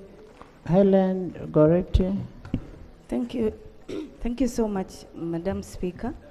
And I also want to thank the Minister for giving us the report and for being a brilliant man. No wonder he comes from Sese Islands, Madam Speaker. On page 418, there is what my brother, Honorable Okeo, talked about, the multinational Lake Victoria Maritime Communication and Transport Project. Communication, Madam Speaker, is about rescue centers and rescue boats. Government has so far bought rescue boats. The rescue centers have not yet been constructed. One in Misonzi, in my area, Kalangala, the contractor was withdrawn. He was not given the contract because he failed. I would like to know from the Minister how far you are with getting another contractor to construct the rescue center in Misonzi. And then, Madam Speaker, why do we want to have rescue centers? It is because we want to rescue our people from accidents on the lake. Unfortunately, we are not looking at marking dangerous spots on the lake. You one time guided that I talked to the Minister about it. I did, but nothing has yet been done. We need to find a solution. If we want to remove this problem, my apologies. The solution, the solution, the Honorable Minister, is for us to mark the dangerous spots on Lake Victoria to avoid getting these accidents. Also, Madam Speaker, we need to survey the lake. Lake Victoria was last surveyed in 1955. If we don't do this, accidents are going to happen. We shall have the rescue centers. They are going to rescue dead bodies. So we need to have the rescue centers, but also survey the lake to ensure we don't get the accidents. I thank you so much, Madam Speaker. Thank you. Correctly. Thank you so much, Right Honourable Speaker. It's unfortunate that the Noble Minister of Finance is not around. The statement from the Honourable Katumba Wamala to this House Honourable was... your issues will be solved. And this is not your size mate. Right Honourable Speaker, we are speaking about funding of the budget for the Ministry of Works. And in his statement, the President said that leaders should stop stretching Uganda's limited funds. And we are here speaking about a budget that was allocated to the Ministry of Works, but funds have not been released. Right Honourable Speaker and colleagues, I do agree that we all have requests from different parts of the country. Honourable Katumba Wamala is aware that Chabakuza Matete Road has remained an unfunded priority for the last 40 years. And every time he tells us that we shall have that in the budget. However, Right Honourable Speaker, the Minister was very clear. He stated the strategic recommendations and priority areas. He was clear and said that we should allocate dedicated funds for payment of arrears. We need 1.1 trillion. Number two, we want money to be allocated or ring-fenced for periodic maintenance. We want 850 billion. The other area is we want money to be allocated for acquisition of land compensation. So we are here for money. We are not here to lament. So what the Minister of Finance should tell us is, when are we getting the money? Honourable colleagues, we are going to lament. The issue is the Right Honourable Minister brought a statement here and said, I don't have money. We have continued to lament. So Mr. Musas and his company, where is the money? We want money to have these works executed as soon as possible. Which company? It is the Minister of Finance. Honourable Minister, can we first respond to what has been raised? Maybe.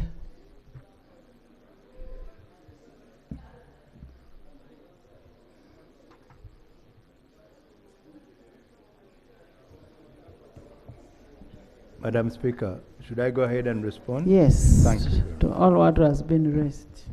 Thank you very much. Thank you very much, honourable members. I highly appreciate your concerns and also observations. I will try to respond to most of the issues raised. Those which I will not be able to respond to today, I'll ensure that I respond to them in writing. There was the issue. The leader of opposition wants to give a rejoinder before. Honorable members, before we hear from leader of opposition, we have pupils and teachers from Chankwansi Trust Primary School. Chankwansi District, they are represented by Honorable Sendaola Christine and Honorable Binji Patrick. You're all welcome. Thank you for coming. Yes. Madam Speaker, mine is a quick one to the Minister. That would require to review that directive by the President on the way the 3.7 trillion has been distributed or rather allocated to the roads. Madam Speaker, the President was very unequivocally categorical when he mentioned the road from Mukono. It is the road from Mukono, Rugazi, Jinja. And therefore it leaves the whole of eastern Uganda missing out on this allocation of the 3.7 trillion. And that raises serious concerns, Madam Speaker, because I've received numerous calls, because the President brought it out very clearly. Western Uganda is a beneficiary. Central is a beneficiary. Northern Uganda equally that. Doesn't this horribly go in breach against the national objectives and directive principles of state policy, Roman 12, which clearly states on balanced and equitable development, that the government should ensure in the allocation of the budget or resources a balanced and equitable development, or rather sharing out of the resource. That is a serious concern, Madam Speaker. Secondly, the issue of the false hopes. Let me not call them false hopes, because I trust you, I have interacted with you, and you have promised this time round that they will do the Sachura Road. You are soon, or rather you have already procured a contractor. But what would have required your ministry, which is managing the National Roads Maintenance Program, and it covers both paved and unpaved roads. This road has had a very important bridge to do that, which has cut off access to Bududa Hospital from the people from Kenya, Namisindwa, Manafa, and the other side of Mbale. Up to now, we expected, after you made another promise which has never been honored, to have had an emergency operation, at least to have that bridge fixed. It was through your colleague. It was not you who made that pledge. Could you please consider it as an emergency that requires urgent intervention, because the hospital is can no longer be accessed? Thank you very much, Right Honorable. Thank you. Maybe I also want to refer the Honorable Loeb to page 310 on integrated transport infrastructure and services. It does not only refer to roads, it also looks at the standard gauge railway and then the meter gauge railway. The standard gauge railway and meter gauge all pass in the east. Tororo, Mbale, Soroti, Elera, all in the east. Kagwara, no, let's not be mean to the country. Let's not be mean. All these are in the east. Yes? Thank you very much, Right Honorable Speaker. As leaders, let's represent all the people of this country. Yes, thank you very much. Right Honorable Speaker, let me correct that impression that the road is going to end in Jinja. No. That road, as I said, is our artery. It's the aorta of this country. It goes up to Malaba. And it's going to be joined by the road, which, of course, the rehabilitation of the road from Kamdini, Lira, Soroti, Mbale to Tororo. So you can see the whole network will be linked. Remember also, we are also rehabilitating the railway line from Tororo. So far they have reached Soroti, the old meter gauge, and it's heading to Gulu. The railway line from Kampala to Maraba is already functional. The standard gauge will soon be started as soon as the contractor finishes the mobilization and siting his camps for the works to start. So we are addressing the whole country. Now, the issue of liabilities from UNRWA, yes, I agree. When you inherit liabilities and assets. There are some liabilities we inherited. Among them was the issue of compensation of the PAPs, and I think somebody also raised the issue of the land titles. The issue of the PAPs, the compensation is still very big, as has already been observed by the Honorable Member, but we are going to try. Our idea and our decision is that we focus compensation now mainly on projects where we have contractors so that they don't charge for idle equipment. These include the Nakauka complex, these include the Kiramatuga and those other areas.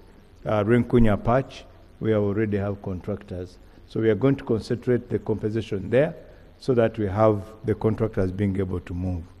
The land titles. I've already instructed our land acquisition team to get all the land titles which they have on project by project. And very soon, we are going to be handing back these land titles after surveying of what is required for us on our projects. So it has been unfair for us to hold land titles for more than even 10 years, because then you deny the owner the use of his land and the rest. Kitugum, Karenga, Kidepo. Yes, the Kitugum, Karenga, Kidepo, we already signed the contract with and it was already being funded by UKF.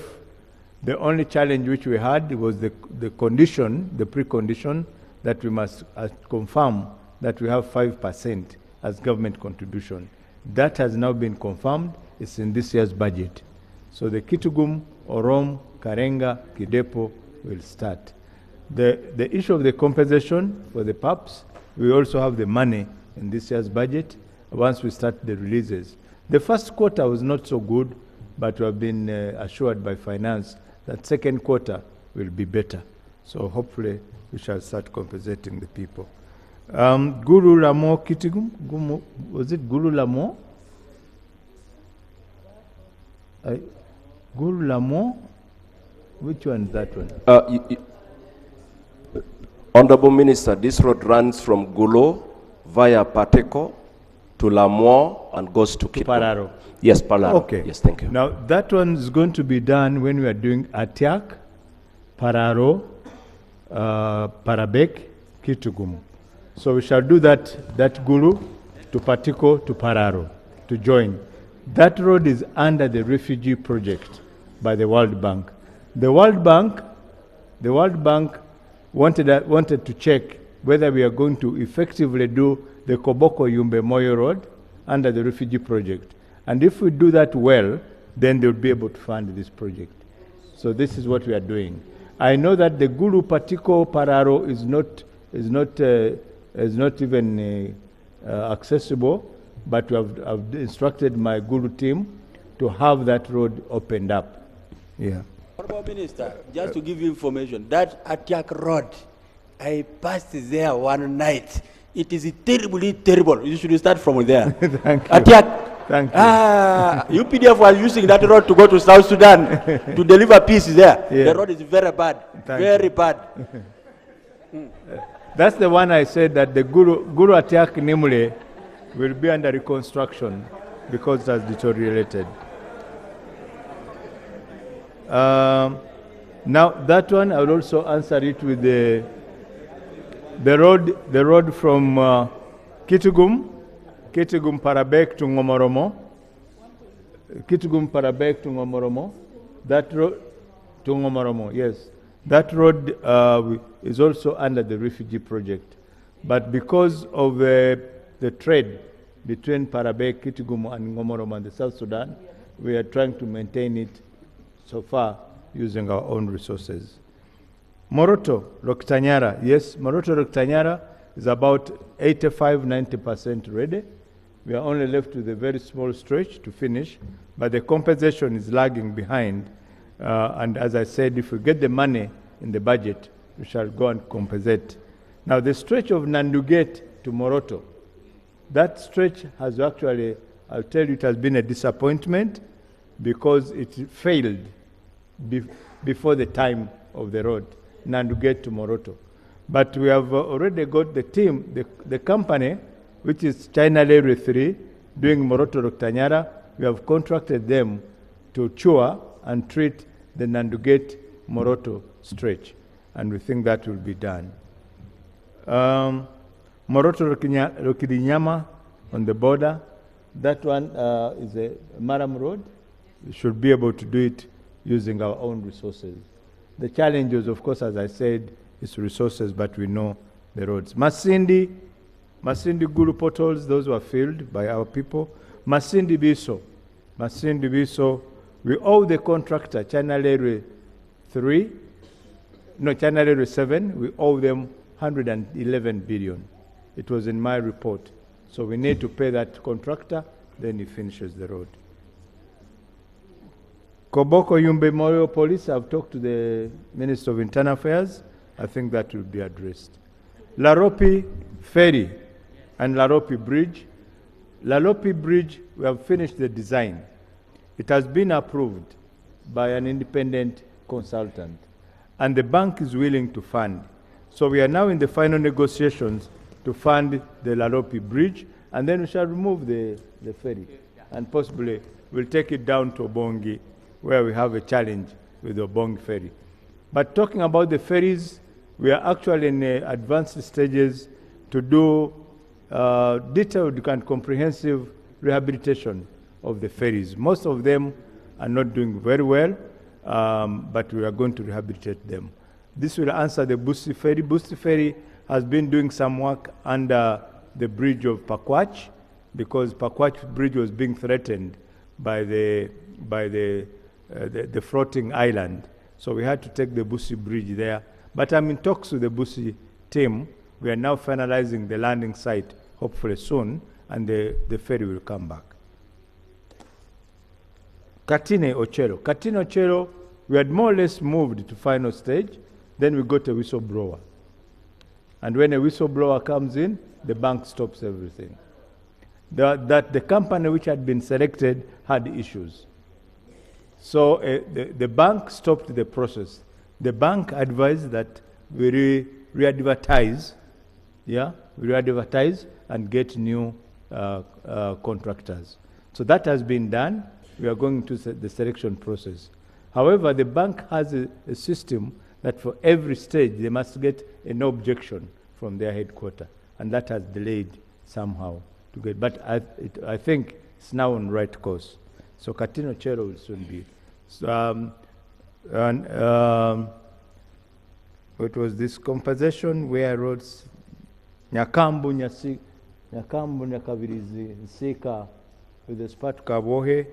Yes, the compensation of these people has not yet been done, but we need about 29 billion. This is what I told the Minister of Finance, that if we get 29 billion, we can start the compensation, and then we acquire some land for the contractor to start as we get more money. Of course, as I said in my report, compensation is one of the biggest challenges we get on the project. That one I've already answered. Maritime, yes, we are actually putting an eye on maritime transport. We are not neglecting it. We have rehabilitated MV Pamba. Now it is plying between Port Bell, Mwanza, and Kisumu. MV Kawa, which was also grounded, is now about 85% ready, and we hope that by the month of September it will be back sailing. There is a private player who has also put a big ferry on the waters of Lake Victoria called Impungu. It can take 20 trailers. It's a drive on and drive off. You can put on 20 trailers of cargo and it moves up to the other side. We we are cognizant of the fact that Tanzania is aggressively developing the standard gauge, and very soon it will be in Mwanza. And so traders may actually be moving toward using that corridor. So we must be able to evacuate the cargo if dropped at Mwanza. So we are developing that capacity within the URC. Of course, URC is still challenged with the low funding, no funding actually. They are just struggling. We have a project under the African Development Bank. It's moving very slow, but will be moving. Busongola, Nyakaringijo. Yes, this is a national road. We can't tarmac it as of now, but I'll make sure we maintain it. Kumi, Serere, Kagwara. This project is under the Islamic Development Bank. I think we have done mostly everything has been done. The Islamic Development Bank is in talks with the Minister of Finance, I think, to finalize the financing terms. One of the new issues which the bank is bringing up is that they want to pay everything, including land compensation, so that we don't waste time getting counterpart funding, but we get it as a package. And I think that's a matter which finance is still discussing to see how practical that will be. But otherwise, we are ready for the Kumi, Serere, Kagwara. And this one will also be picked up by the BKK, Bukungu, Kagwara, Kamuri, the two ferries. They should be ready by October. We hope. What has delayed them was the landing sites, because the contractor who had been contracted lacked money and deserted the landing site construction. But hopefully, we shall be able to finish that. Kyawa Kuzamatete. No. Kalungo, we know about Kalungo, and I know Honorable about... Minister, go by what you have Yes, written. Don't allow these people. Kitigum, Matidi, Wal, Karongo.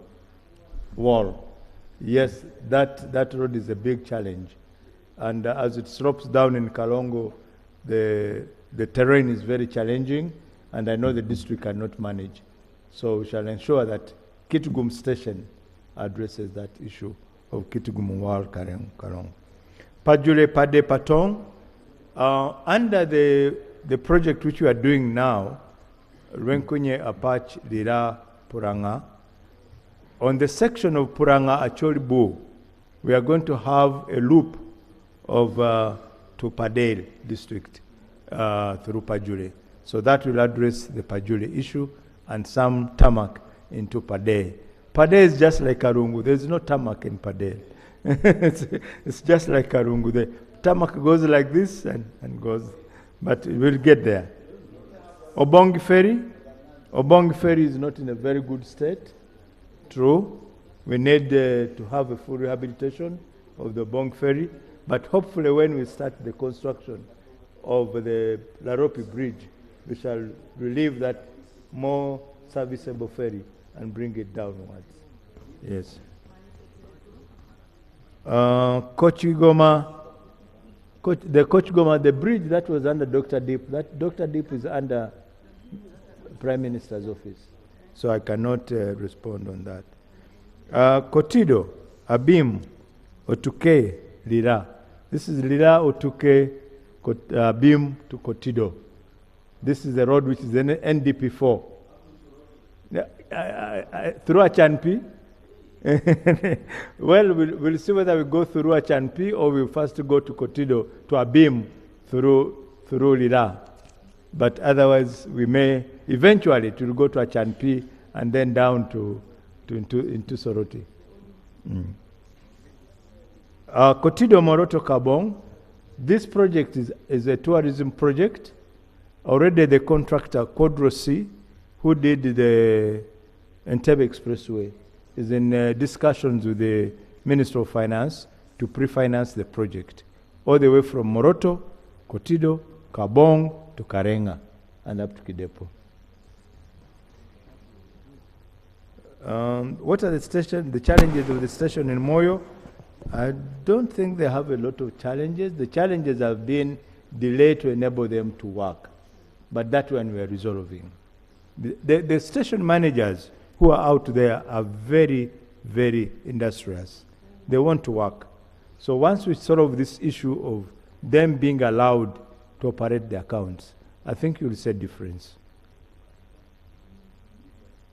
Karugutu Ntoroko.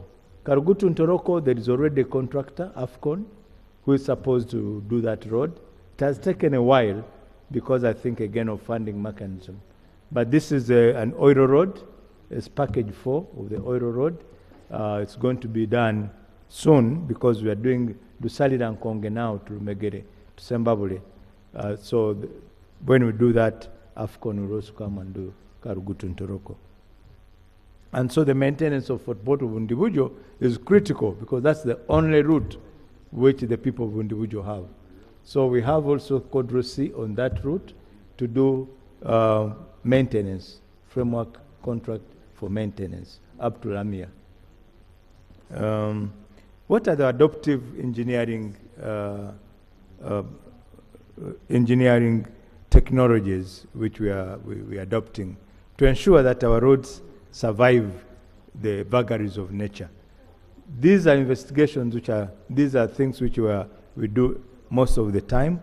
All our projects, 90% of them, we must have the ESIA, Environment Social Impact Assessments done. And through that, we ensure that the roads we are doing are resilient to the environmental changes. Of course, it's a big challenge because, as you can see, it's unpredictable. I think you saw what happened in Texas recently. Within 45 minutes, things had changed. But we have ESIA in all the projects which we do. Mr. Honorable Sewungu, yes, your road, I can assure you, I can bet with you that we can go and you see the progress of the bridge on Upper Katonga. It's being done by a company called Rodo. And even as I live here, I can give you their contact and you check with them. They have done some work. They have now put the pillars. They are now doing the box culverts for relief. So the two bridges are being done concurrently. The bridge downstream and the bridge upstream. The tarmacking may come later. The tarmacking may come later. Bobby, Icheme, Kona Boke, Kona Yel. That road is under the AFCON project. Where is the lady, somebody, honorable member? Yes. It's under the AFCON project, and we hope to do it together with the Guru Airport, which is going to be expanded. Because AFCON, they're planning to use Akibwa Stadium, which is being done. And we think that if they land in Guru, they can drive shortly through Bobik, Icheme, and Kona Boke to Lira to be a faster movement. Training of operators and maintenance team. Honorable Speaker and members, we have established a training center, again with the assistance of JICA and the Japan's government at Luero, and the center is called METRAC. This is where we are going to train operators and maintenance teams for our machines, because it will be useless for us to keep buying machines if we can't maintain them properly. They will not last. So we have that being done, and we are also working with the National Council of Higher Education so that the people trained there can have certified certificates and they can be able to work anywhere within the East Africa.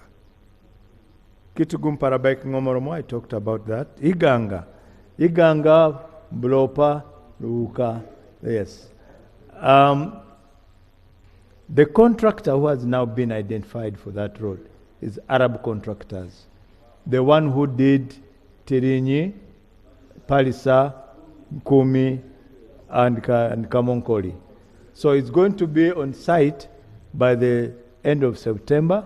We will be on site to start setting. So this time, the equipment will not walk away.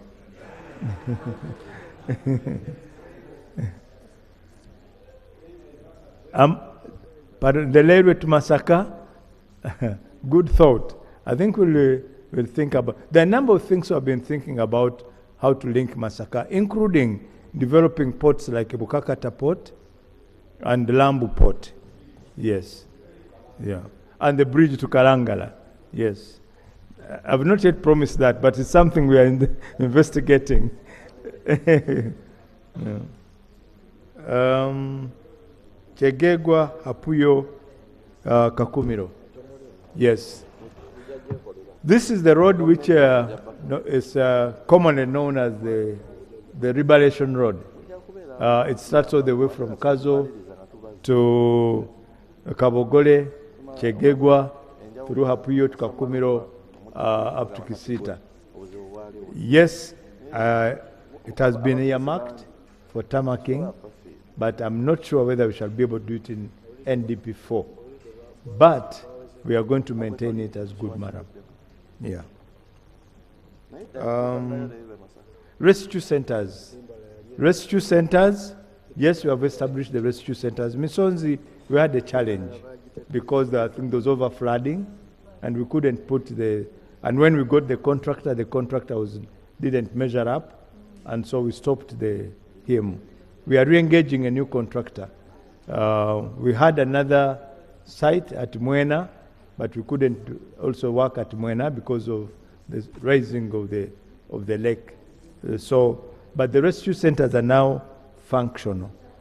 I agree with you that we need to mark the lake, but we are having a project under East Africa because, as you know, appreciate, Lake Victoria is an East African facility. It's for Kenya, Tanzania, and Uganda. So working with our partners, we have moved and also convinced the African Development Bank, which is supporting the rescue centers, that we need to start marking the lake, but also carry out a detailed survey and update of the lake to ensure that the lanes and lines are properly marked. The land titles, I've said the land titles, I've now instructed my team under the Ministry for Lands that they now put the land titles project by project. Identify them, for example, the land titles on Chivoga Road, the land titles on KJE, the land titles on Masaka Sembabule Road, so that we can hand them back to the owners. And we'll be communicating that. Luero, Butalangu, this road is progressing. It may be slow, but one of the challenges was, of course, land compensation. You know some of the challenges we had, even with some of the local judges who are refusing us access to land. So that issue, they're progressing, but Butalangu to Ngoma, that one is not within this NDP. But I know that we need to connect that. And I know that we need to connect Butalangu to Kapeka, to Kituma. But those connections are not within this NDP. But I can assure you that Luero to Butalangu will be finished. Right, Honorable Speaker, Chawa Kuzamatete, we shall maintain. It was actually instructed that we have to do up to Mbirizi. We need to do that road because it's a shortcut to somebody going to Mbarara if you go through Sembabule. But again, Omutaka, the challenge is the funding. Thank you very much. Thank you. Honorable Minister, you're done? Right, Honorable Speaker, I think Manibe to Terego, that is not yet. We are now doing Ure to Yumbe when we finish that, but it has also been flagged as an essential connection. So hopefully we'll be able to connect later on that one.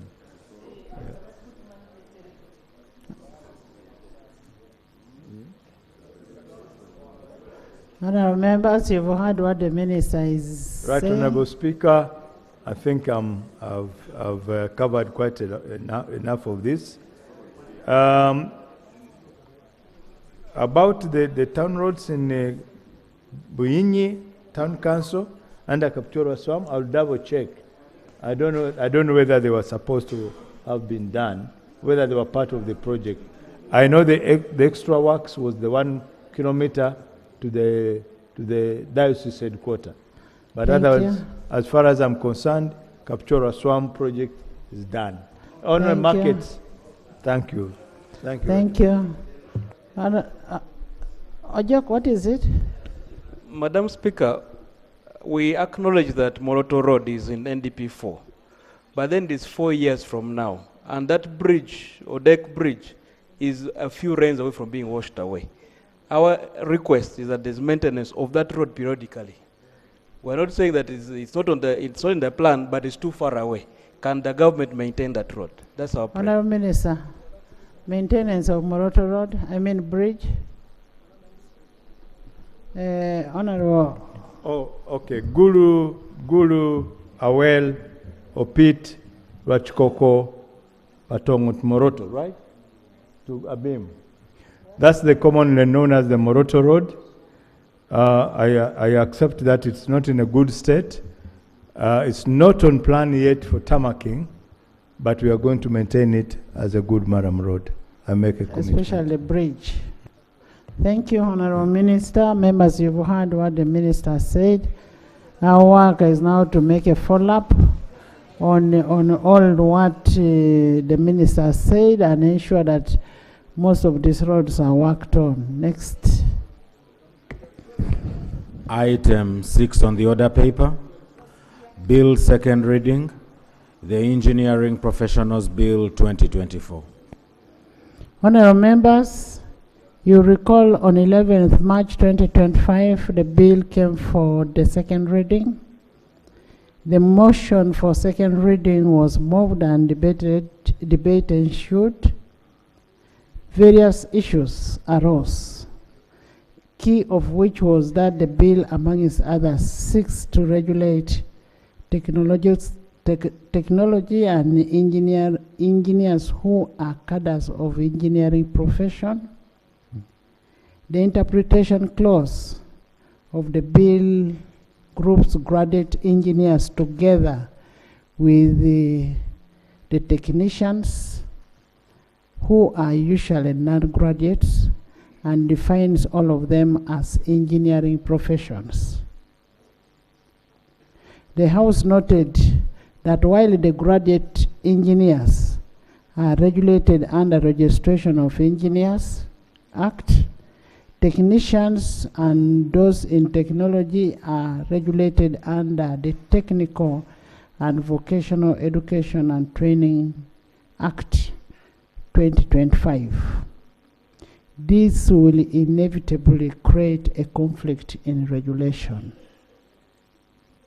The presiding officer then guided that the Attorney General studies and guides the House on the implication of the matter before the House can proceed on this bill. I will now invite the Attorney General to guide the House. Thank you very much, Right Honourable Speaker. Right Honourable Speaker and colleagues, the matters as has been highlighted by the Right Honourable Speaker are correct. We have been having consultations between the Ministry of Works and also the Ministry of Education, which represents over the TVET bill. We are looking to have one more meeting between the two to harmonize and then come back to you, Right Honourable Speaker. So we request for some more time to complete this harmonization. Thank you. Honourable Minister, you may need to get this bill, since you brought it to the House, for you to go back and have it redrafted to harmonize it with the TVET Act. So you may need to withdraw this bill officially. Yes.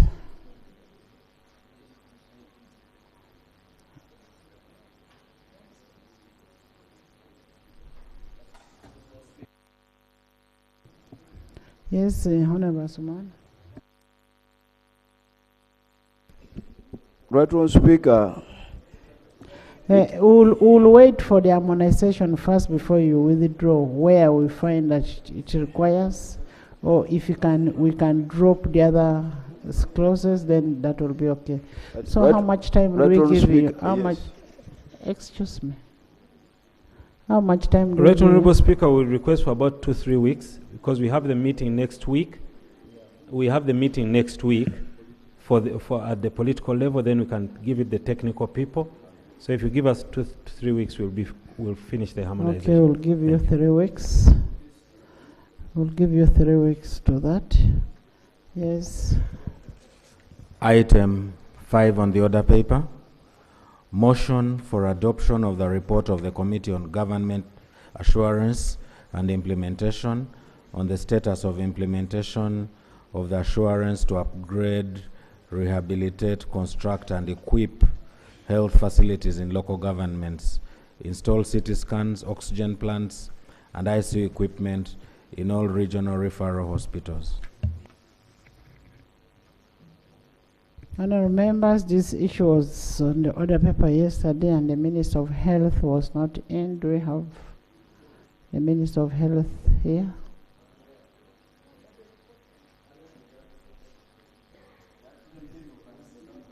Right Honorable Speaker, Honorable colleagues, again, we sincerely apologize for this, but we request that you give us one more opportunity to make sure that the Minister of Health is here, because even yesterday when this matter came up, we're all quite unable to really engage in this space.